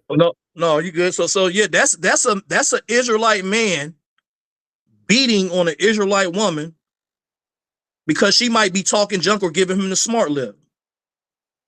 And then her son, who should not have to do this. He should not have had to pull that gun out and kill this man. Because this man was striking this woman like she was a man. That means you hate yourself. And that's what's wrong with us Israelite brothers. We hate ourselves, man.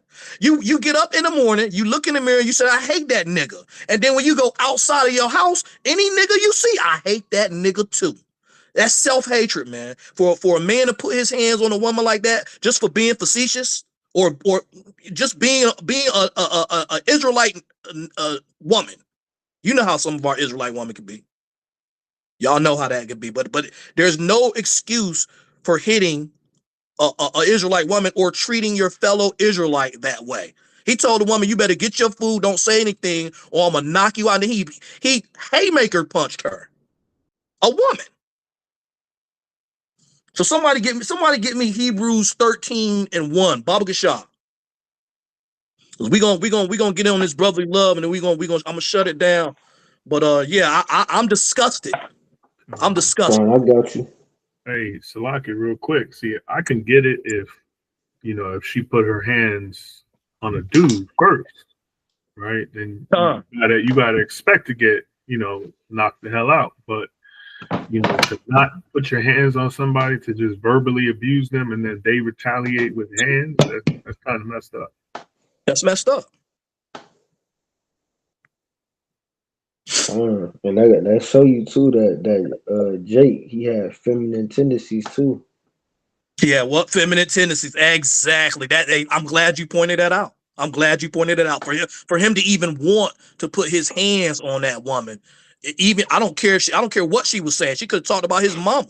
That doesn't mean you put hands on that woman. That's a female emotion right there. Right. While Yashawan getting that 13:1, somebody get me 1 John 4:20. Baba Gashah. Kanye, I got it. This Hebrews chapter 13, verse 1. It says, let brotherly love continue. Come. And that's what we got to do, people. We can't be around here hating on each other. We got to keep this brotherly love and make it continue. We can't be going around here making videos on people and critiquing the way they teach or the way they dress, how they speak, how much Hebrew they know and you don't. Learn some Hebrew then, nigga. Goodness gracious, man. What you jealous of your brother for? How many precepts? These they go back and forth. They just rocking around doing precept upon precept. I mean, how many precepts do you want to just stick to one topic? No. If this cat's format is the way his format is set up, why the hell do you need to involve yourself in his format?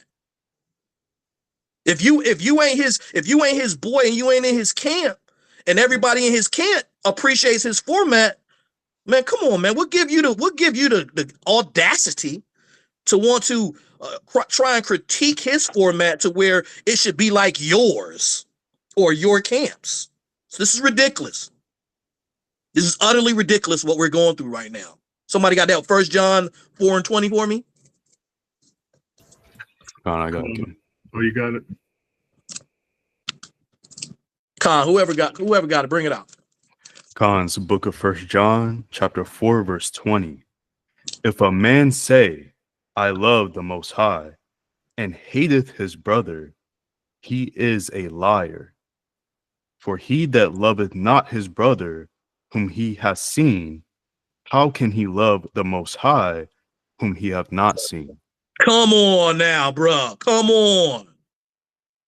How in the world are you gonna love the Most High when you hate your own brother? Just like I said, you hate yourself.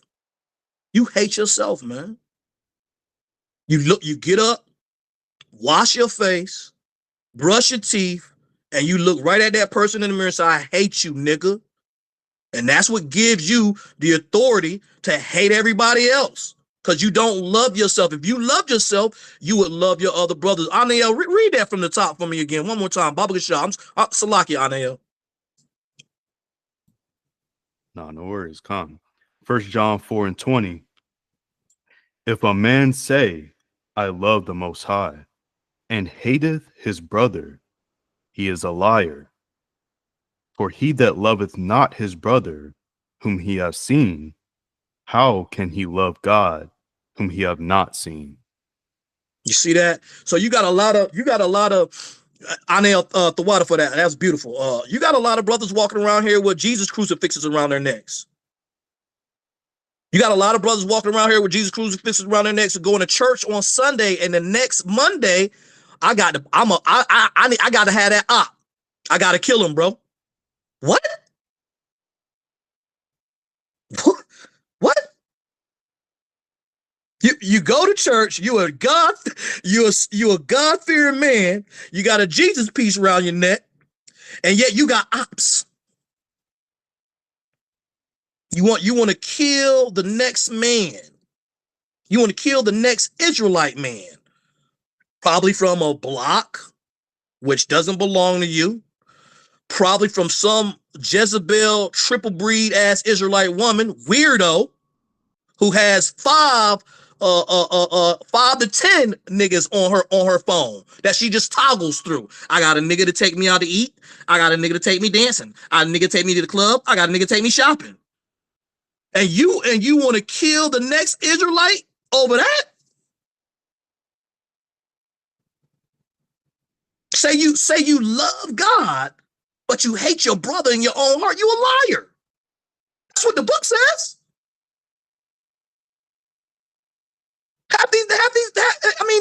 That's what kills me about these little thug ass niggas and some of our Israelite brothers. You walking around with a white man on your chest as a crucifix first of all, which he was not no daggone Edomite. Then you say you love God. I'm for God. God is love. Give me all the energy. I got my chakra beads on and my Jesus piece. You're mixed up. You're everywhere. These cats is everywhere, man. Even our own Israelite brothers. And for you to go around talking about you love the Lord and you love your brother and you lying. You don't love your brother. If you want to kill this man for some minuscule stuff like he slept with your girl who is a whore. It takes two. Takes two, folks.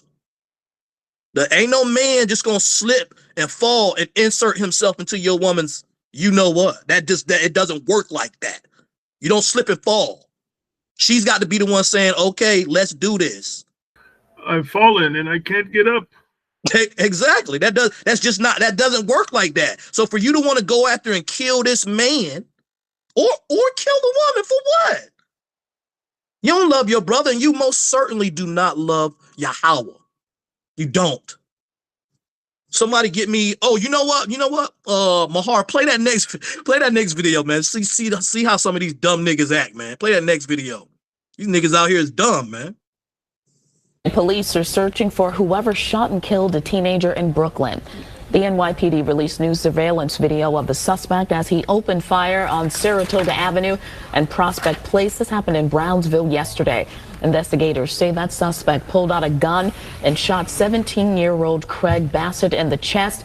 That victim was taken to Interfaith Medical Center where he was pronounced dead. If you have any information, call Crime Stoppers. That number, 800. You see that? Hey, that's a straight demon. Demon.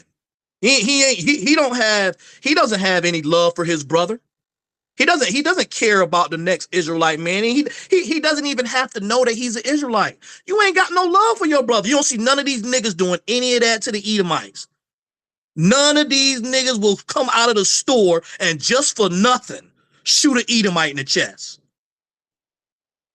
You don't see anything like that happening. But with us, it's like niggas kind of feel like we like the top predator, and it would be due justice to kill another top predator. I think that's how some of these niggas actually act. No, you are an endangered species, my boy. And these cats walk around talking about, I love the Lord. Walk around with thick Cuban links with a Jesus crucifix on, don't know the first thing about Yahawah. And they killing each other. That's all they wake up. Ops. And the girls, they revere it. Our Israelite women, like I said before, are weirdos. They're a bunch of freakazoid weirdos, man. They love it. They'll big the nigga up for killing somebody. It's the most ludicrous thing I've ever seen and heard in my life. And I used to be in that crazy life, bro. I used to be in that crazy life. And it's sad to see how us as black folk turn into these demons, these super predators, if you will. And I ain't gonna front. Hillary Clinton was not wrong. We are some goddamn super predators. Excuse my Swahili caps. We are some super predators, bro. Somebody get me John 13 and 34. Baba Gashah, watch the water. This is ridiculous, man. Hey, one of the commandments is to love thy brother as yourself, man. That's a commandment. And these guys aren't walking around. These guys are not loving thy brother, man. If you look at a so-called Israelite long enough who ain't in this truth, and some who are in this truth, they might ask you what you want, where you from, and then it goes south from after those couple of questions, those couple of inquiries. It goes south. Where you from? What you want? Or the famous what? The famous phrase, what or what nigga? These guys are like Mahar said, they're out of control. Hey, they out of control. You said that was John 13? John 13 and 34. 34. I got you, too. It's the book of John, chapter 13, verse 34. It says, a new commandment I give unto you, that ye love one another as I have loved you, that ye also love one another. You see that? Commandments. That's a commandment from the Lord Yahawah, is that we love one another like he loves us. And you don't see that going on. You don't see that going on. And it pains me and sickens me and afflicts me to realize and to hear from my brothers and to hear from other camps about other camps disputing each other, other camps ragging on each other, having these conflicts. Well, that's not conducive to what we're trying to bring out, folks. We're trying to bring people into these things. We don't want people to say, they left the thug life, they can become more thuggish, but for God, so they say. No, That's not why we left that life, man. We left that life to bring all Israelites to Israelite people, man, to love each other as God loved us, to not hate ourselves, to love ourselves so that we can love one another. And I don't see that going on in the Israelite community, and definitely outside of the Israelite community. These niggas is crazy.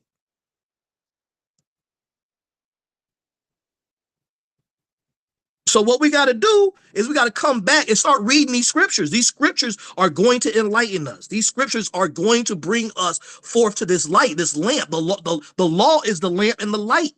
And if we could just put and fixate ourselves on this law, I guarantee you all this killing, this stupid, senseless killing, it will stop, man. And I mean, it's not like us Israelites aren't doing a good job. We've done a good job. There's multiple camps all across the United States. There's camps outside the United States. We're doing good. But these little battles, these little infights, you're not going to help our community. We're not going to help our community. Let me rephrase that. We're not going to help our community if we hate each other. Salakia, go ahead, Shapar. Bring it out. Yeah, that's powerful what you're going into, bro. That's mighty. I just had me thinking, you know, I've been hearing like certain brothers go into, you know, kind of teaching against brothers that teach the law, and not really going into them, but you know, some brothers are kind of on this new thing, I guess, these days, where it's like, why are brothers always teaching law? And you know, that kind of mind state, man, like a lot of our people are in a Gentile mind state anyway. Yeah. So they don't really know any laws at all. But you know, like you're going into, you know, one of the most important laws, man, is to love our brothers and sisters, because we know, man, our people, whether they're in the truth or not, we're still going through the curses of Deuteronomy 28. And one of the heavy curses that are on our people is the evil eye. The lie. Yeah, the evil eye, the dysfunctional families, the wife hating the husband, the husband hating the wife, the children. It really just goes into dysfunction as a nation. So it's kind of hard for me to hear brothers teach about why you teach law so much? Why are you going into the law when you're teaching the law and the law is on our people's mind? When they do go off like that, they should be meditating and going back to the laws and remembering the precepts that says, hey, look, we're supposed to be loving each other, and we're not supposed to be having this evil eye and these evil thoughts for one another.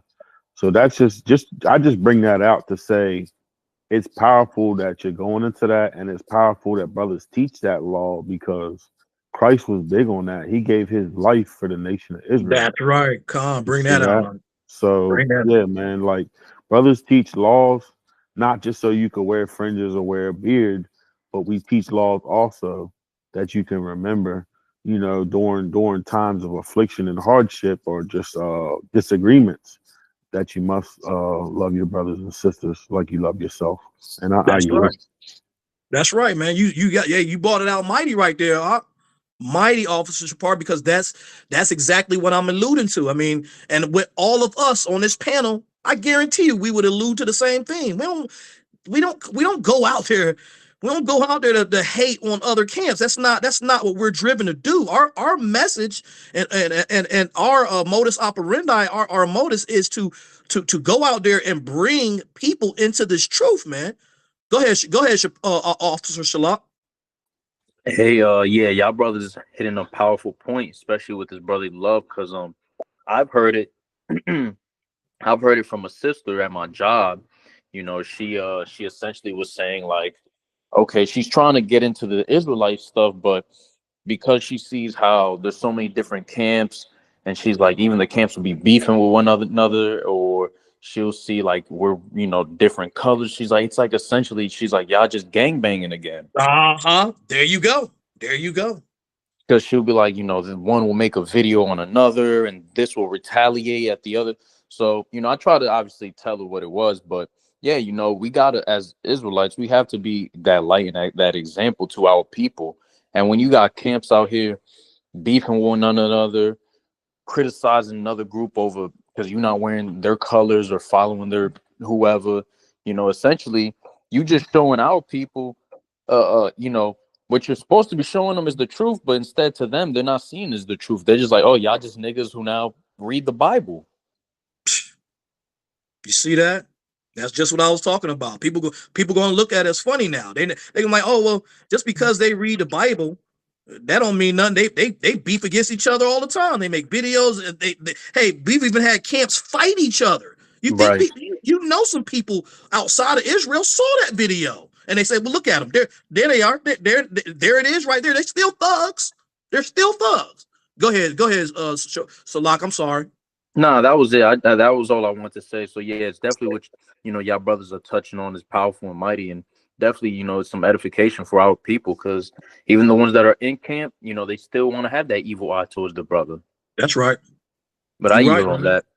No, you were good on that. That's a very good point, because it goes right back to what I'm talking about and what we're discussing tonight is that, what I'm saying, you got this book, and this book is here for our good doctrine. It's here for us. This book only is going to bring forth good fruit. All we have to do is read it, abide by it, and then rehearse. We have to rehearse these righteous acts. And one of them is being close to our brother and loving that brother. Don't matter what camp you in. I love you, brother. And I don't understand where the friction is coming from, because the message, we are all reading the Bible, and the message clearly says we have to love our brother. So it burns me up to know that there's guys, even in the Israelite world, who still acting like regular niggas. You still acting rag, man. I digress. Somebody get me, can somebody please get me, Anael, can you get me Leviticus 19 and 18, Baba Gashah?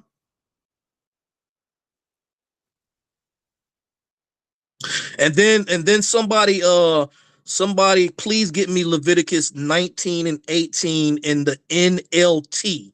I'm gonna have Anael read the KJV first. Baba Gashah Watawata.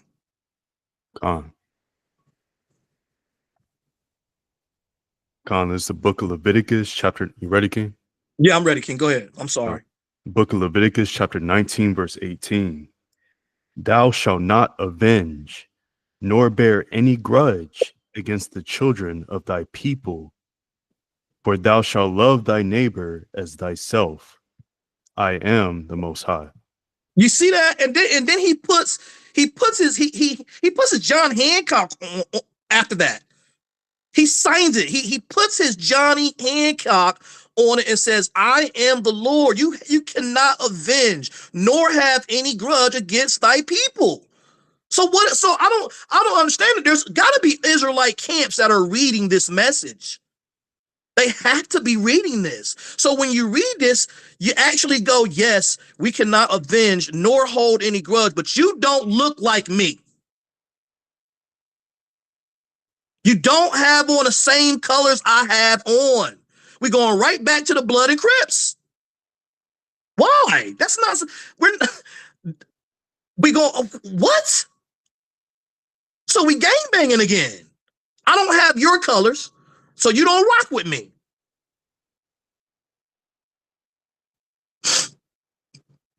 Hey, the translation's right on screen. Translations right on screen. Somebody read that for me in the NLT. Baba Gashah. This is Leviticus 19:18 and the NLT. It says, do not seek revenge or bear a grudge against a fellow Israelite, but love your neighbor as yourself. I am Yahawah. I mean, it doesn't. I mean, what do I need? What do I need to do? I mean, if anybody can tell me how to convey this message to our brothers any better, I'm up for. I want to try my best to do it. Anybody on the panel, anybody, if you guys can clearly tell me how to convey this message to our brothers, this is ridiculous. Love your fellow Israelite as yourself. And it goes right back to what I was talking about you waking up in the mirror and niggas looking up in the mirror and saying, I hate that nigga. You gotta hate yourself. You gotta hate yourself to want to hate on another nigga daily. Bump that nigga. He got more packs than me. Bump that nigga. He got a Lex. I don't got no Lex. Bump that nigga. He got every pair of Timbs they got out and Wallabies. You hate yourself, man. Get yourself together and go buy you some clothes, man. Go buy you some shoes, man. I don't understand that. And then most of these hating ass niggas have money. That's the caca kicker right there. Most of these hating niggas have money. And they just hating on a nigga that got more money than them.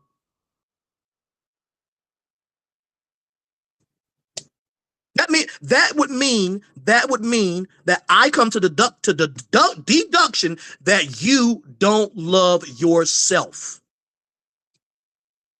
So all your anger that you have and all the hatred that you have upon yourself, I gotta take it out on another nigga. That's not brotherly love. That's on both sides of the spectrum. Whether you an Israelite in this truth, or whether you an Israelite that don't know the truth. Love yourself so you can love that other brother. Or else turmoil is always going to be before your eyes. That's one of the curses that our forefathers put upon our heads. That we should have an evil eye towards our brother. That's real. That's prophecy. That's prophecy. And guess what? That prophecy came to pass because niggas all across America give each other the evil eye. Man, 2 years ago, I was walking to a store. And I was already in the truth. And I saw this Israelite walking into the store. I'm leaving the store. And I said, how you doing, King? How you doing, brother? And the nigga looked me up and down and said, I don't know you. I'm just being friendly, bro. I'm just being friendly. We don't have to know each other to show each other brotherly love. He looked at me and said, I don't know you. What's that supposed to mean? Go ahead. No, that's crazy. Hey, that's crazy. That's crazy, right? Somebody call you a king and you look at him and say, nigga, I don't know you. Nigga, I don't know you. That's what he said. Look, he looked me up and down first. He looked me up and down, gritted on me. Like us niggas would say in DC, he gritted on me first. And then the nigga said, I don't know you.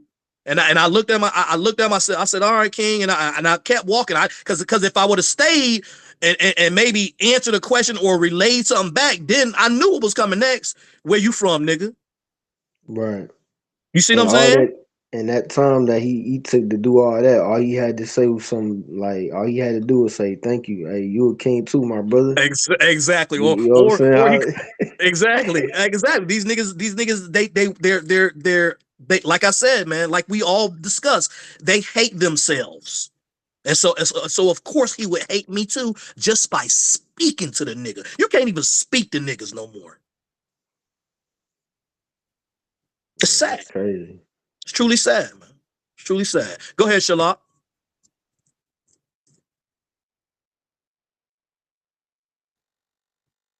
All right. So we gonna move it on. Shalak, you ain't have nothing to say? Khan, yeah. Salakia. So I was gonna say, yeah. So I remember when you told me that story, and it's just sad because our people, they have that hatred towards themselves and Stockholm syndrome. Let it have been an Edomite walk by and say hello, that nigga would have said hello right back. Exactly. He would have said hello. Let it. It would have been Moab. Ishmael say, "How you doing?" He would have immediately been like, "Oh, hi, how you doing?" But the minute he see his own people, and then it's not even like you said, "What's up, nigga?" No, you said, "What's up, King? How you doing, King?" That's empowering you. You bigging him up. But because he got so much hatred that our people, they can't see themselves as godly, as royal. So, that's right. So they tend to have that mentality of, well, I'm not royalty. I'm 3/5 of a man, less than a dog, according to the American Constitution. So when he says, you know, when he has a brother like yourself encounter him and say, "How you doing, King?" He got to look you up and down and then be like, "All right, bro, I don't know you." That's that self-hatred. And it's I mean, sad. how do you? It's truly sad. I mean, how does he know what the word network means? How do you build? How do you build friendships? How do you build business? If you don't know the nigga, I mean, you gotta, to build a business, you gotta probably meet. You're probably gonna meet somebody you don't know, to network with somebody, to help construct a business or start something, a job or anything. You're gonna have to go up to that job and do that interview with somebody you don't know. But these niggas think that towards us, he just another nigga like me. Frail that nigga. Where you from, nigga? I don't know you. And that all goes back to self-hatred. And it's sad. It's a sickness. It's actually a sickness. And these brothers, it's like, it sounds like crab in a barrel mentality. And they want to attack the person that put them in the barrel. Niggas always want to attack each other. And the white man gets the Edomites, they get to roam around here laughing at us. They get to mock us. You guys kill each other in the streets all the time. Go ahead, Shalak, Officer Shalak. Yeah, Salaki, just to add one more thing, you know, to add on to it. I mean, look at it. How many gangs you got in Florida of our people, so-called blacks, Hispanics, and natives in Florida that are killing each other on a daily basis? Now, I'm not advocating for anybody to go do violent crimes. I'm not trying to incriminate myself or anybody, but y'all quick to kill each other, but yet George Zimmerman's still walking around Florida like it's nothing. Bring that out. Ha, dog. Bring that out. How you got these Edomites that will, you know, sit up here, unalive our people, do all types of brutal acts to them. They get to walk scotch-free in public, but the minute a brother look at you or you accidentally step on a brother's sneakers, you know, you step on his Jordans, now he wanna ice pick you. Now he wanna put a bullet in your chest. But you got George Zimmerman walking around. Free. Hey, look, niggas probably giving the niggas Skittles. You know what I'm saying? But towards their own brother, it's ridiculous, man. It's 10:40. I'm gonna get these last couple scriptures in, and we're gonna shut it down. Can somebody get me John 15 and 13. I got 3 more in me. Before somebody gets that, Mahar, can you play that third video of with them Israelites real quick? And then we gonna morning a confrontation outside a 99-cent store in Queens that ended in the shooting of a 16-year-old boy. It happened Sunday afternoon on Merrick Boulevard in Jamaica. You can see the shooter and the victim darting. A confrontation outside a 99-cent store in Queens that ended in the shooting of a 16-year-old boy. It happened Sunday afternoon on Merrick Boulevard in Jamaica. You can see the shooter and the victim darting back and forth around a brick column before the gunman fires a shot. The victim was struck in the leg and transported to Jamaica Hospital Medical Center in stable condition. Police hope someone can identify the shooter. No word on. So what you seeing right there, and that what you seeing, first of all, that is not brotherly love. Second of all, I might add, I guarantee you them two niggas knew each other. And that's just how stupid these little niggas is, man. I'll put if I had $50, I'll put $50 at both them niggas. They playing Ring Around the Rosie, might I add, and talking to each other at the same time. And these are the silly niggas that are roaming the streets today that we're trying to bring out of that mentality. And look at them playing Ring Around the Rosie with a weapon that is formed to kill you. You have to be out of your godforsaken minds. These guys are nutso, man. These guys are nutso, man. And just like I said, I guarantee you, these two bums knew each other. Somebody get that John 15 and 13. I'm gonna shut it down a little bit. Baruch Yahawah. The book of John, chapter 15 and verse 13. It said, greater love. Matter of fact, you mind if I start at 12? Go ahead. I'll do it. It said, this is my commandment, that ye love one another as I have loved you. Greater love hath no man than this, that a man lay down his life for his friends. You see that? And that's the love that we should command from all our brothers. And that's the love that us as individuals should actually bring forth to all our brothers. To lay down your life for that man. That's love. To have that notion in your head as your first, you compartmentalize that, right? And to have that notion in your head, you'll love all your brothers unconditionally. To lay down your life for your friend, that's your brother. To do that, first, you gotta love yourself. If you don't love yourself, you're not gonna commit to laying down your life for your brother.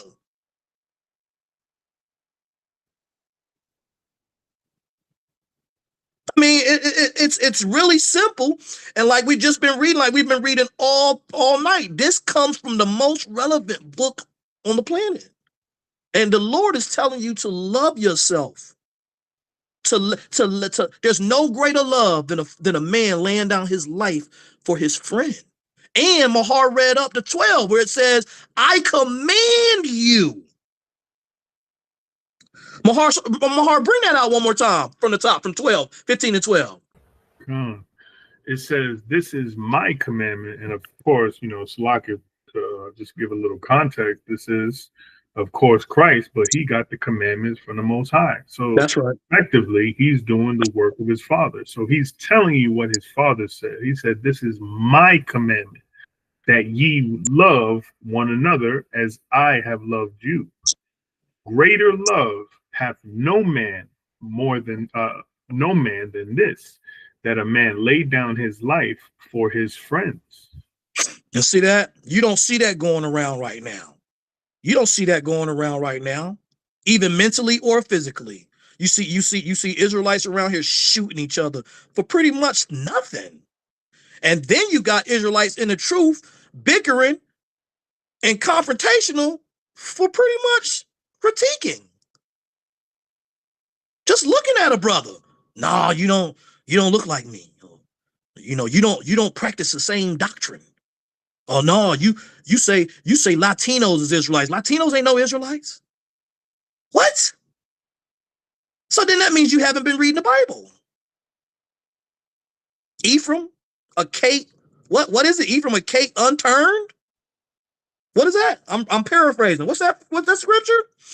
Ephraim look like all of us. It's Ephraim loves cake batter. Yeah. Dominicans look like us. Puerto Ricans look like us. Mexicans look like us. Brazilians look like us. Everybody looks like each other. It ain't no us. All these Israelites, we have almost the same phenotype, almost. Because there are some Israelites that look like they could be Edomites. I've seen it.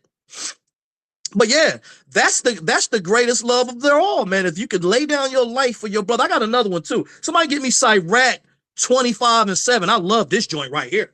This that smoke right there.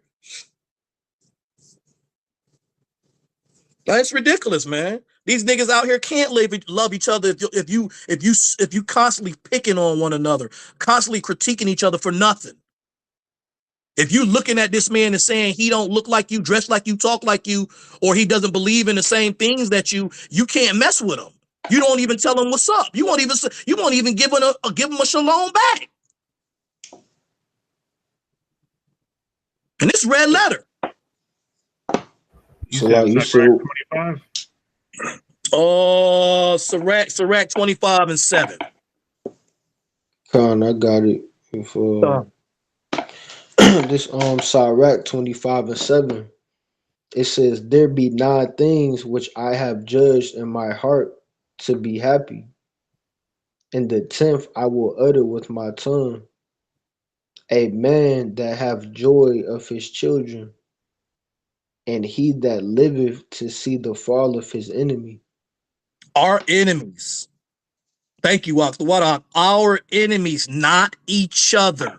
Our enemies. And that's not talking about Israelite enemies, because God does not want us to befall them. He does not want us to put hands on each other. He does not want us to have evil eyes towards each other. So that enemy is definitely, in fact, the heathen.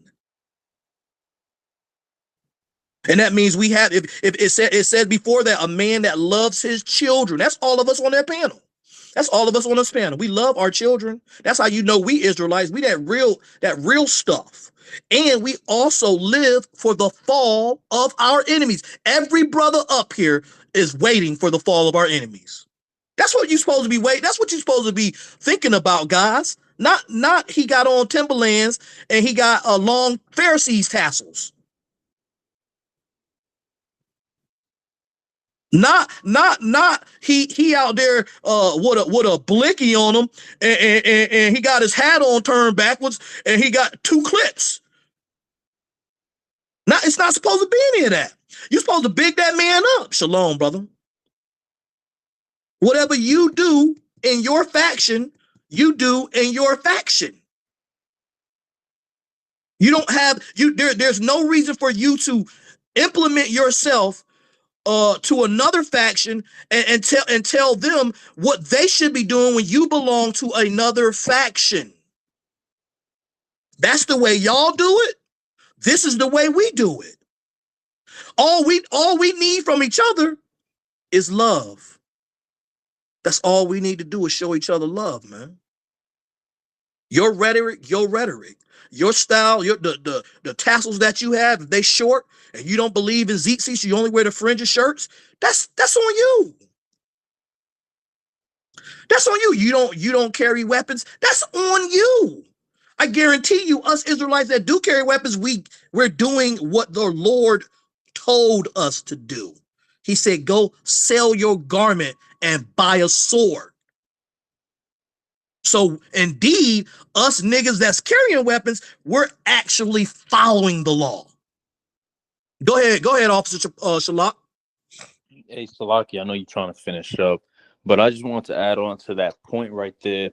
You know, I'll say for our camp, other camps, you know, they do the things differently, but for us, you know, here at Yahawahs Camp, we're not doing 50 million videos on another camp based on doctrine or, oh, the brother, you know, he didn't have the tzitzits long enough, I got to do 50 rebuke videos. Or we don't do that because we understand the message that we're supposed to be out here loving our people and trying to bring our people to the fold. Whether you want to keep, you know, the lunar Sabbath or the Sabbath, it don't matter. Hey, you keeping the Sabbath, that's what matters. That's right. You got these other camps that, yeah, any little minute thing they could critique and do 50 videos on you about, they gonna do it. And that's not brotherly love. No, it's not. That's not brotherly love. That's not brotherly love. That's called brotherly hatred. You're hating your brother. That's all that is. Because what you should be doing is saying, how can I make myself and my camp better?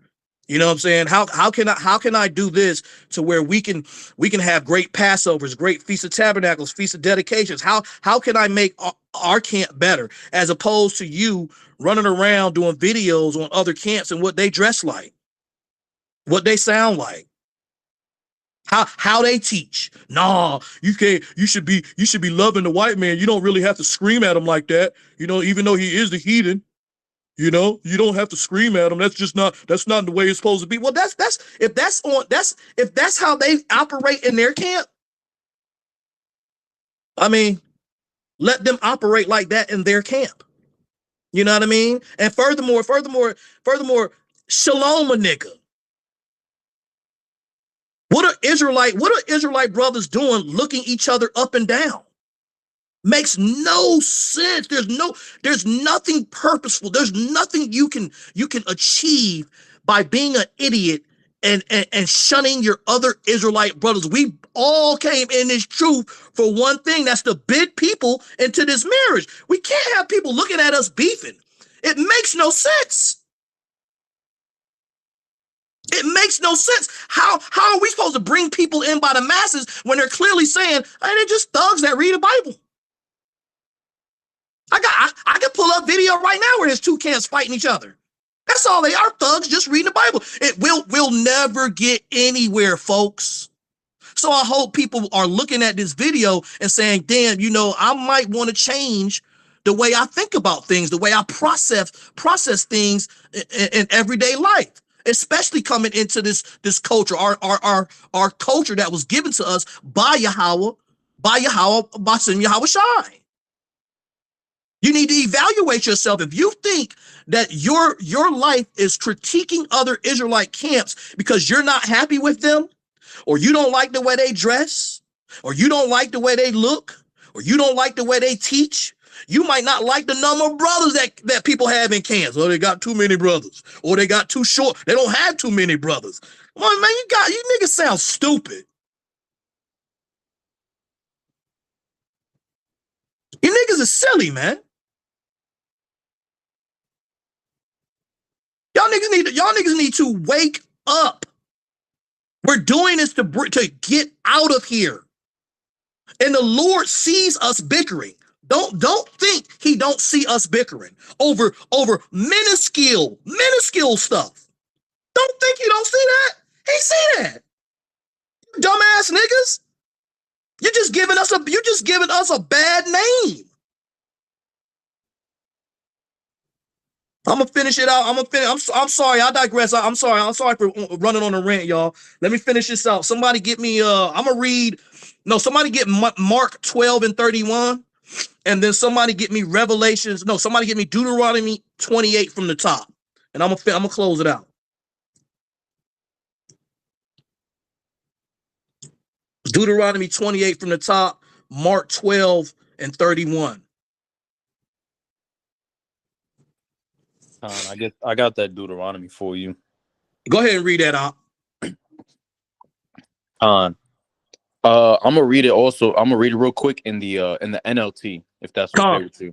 No, come on, go ahead. This is Deuteronomy 28 in the NLT. It says, if you fully obey Yahawah your God and carefully keep all his commandments that I am giving you today, the Lord your God will set you high above all the nations of the world. You will experience all these blessings if you obey the Lord your God. You see that? How the mighty officer Shalak brought that out? And to you Israelites watching that want to critique this, you can't critique it no more. It's right out of the Bible.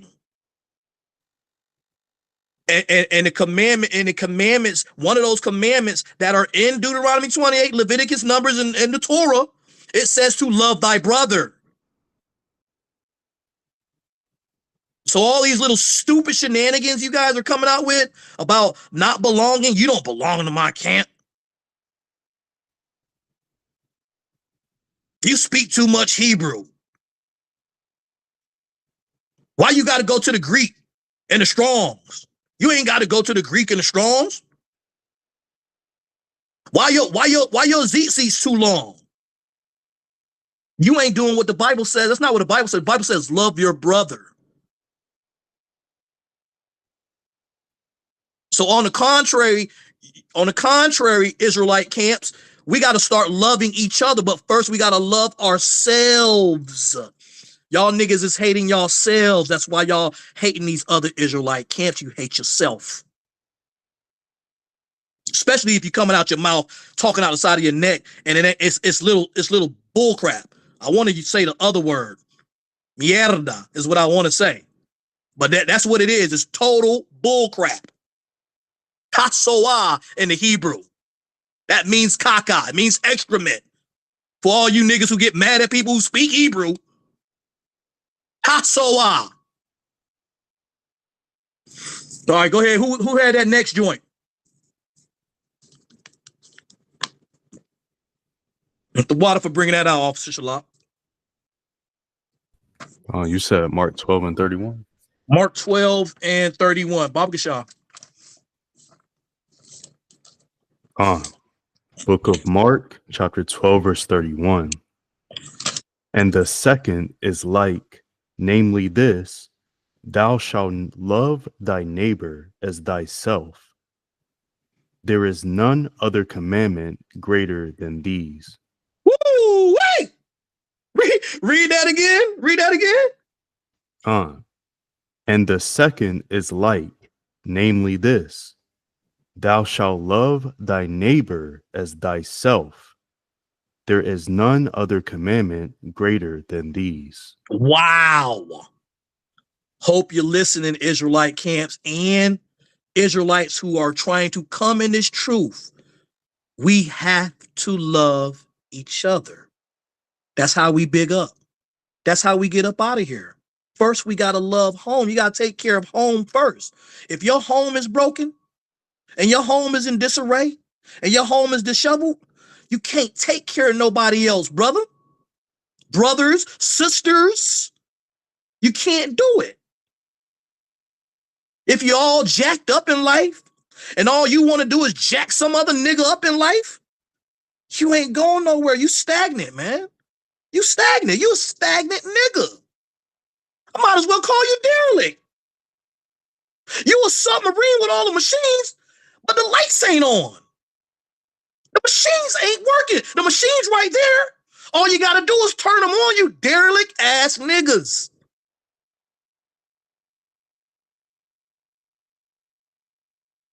Anael, can you please read that one more time? Please. Baba Gashah. Khan. This is Mark 12, verse 31.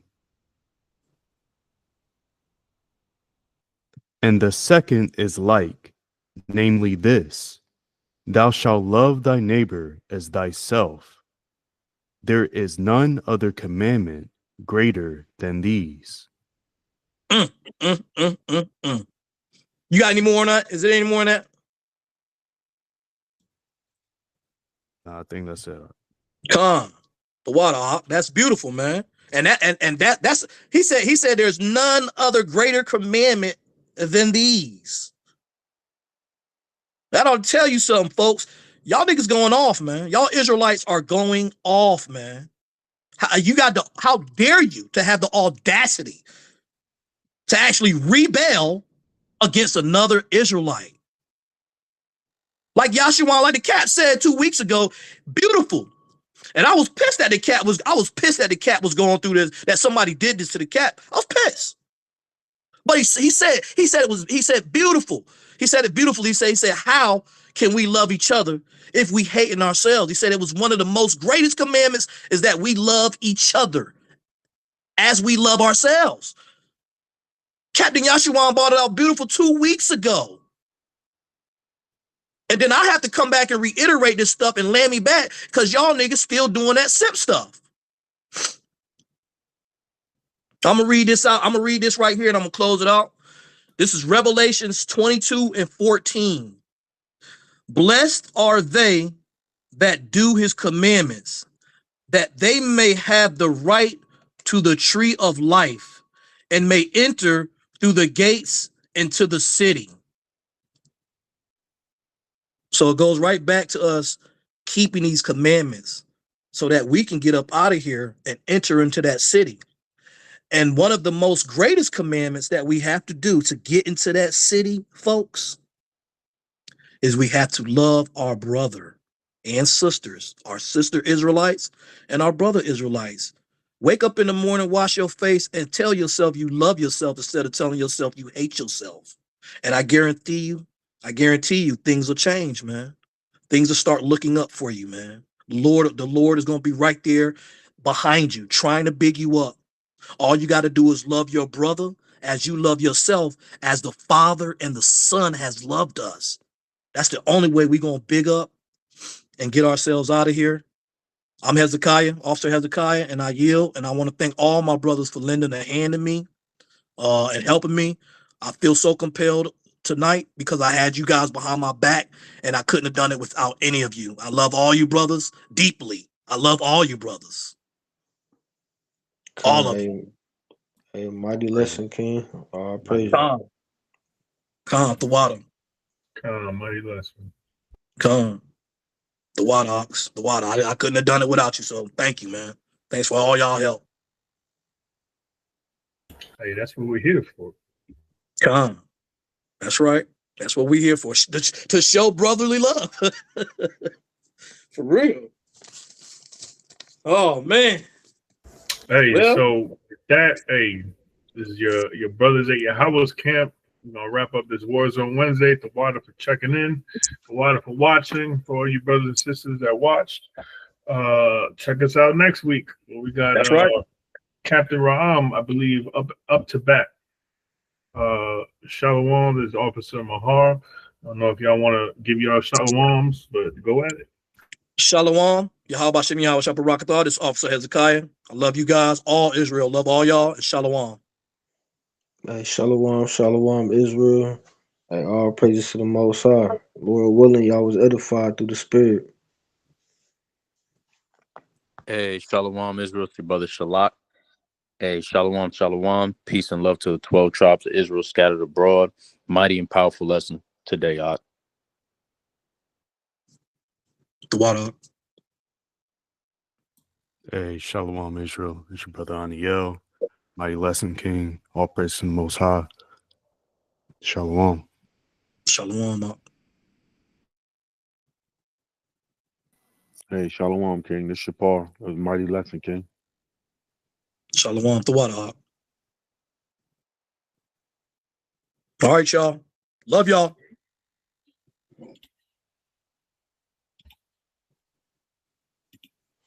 Shalom.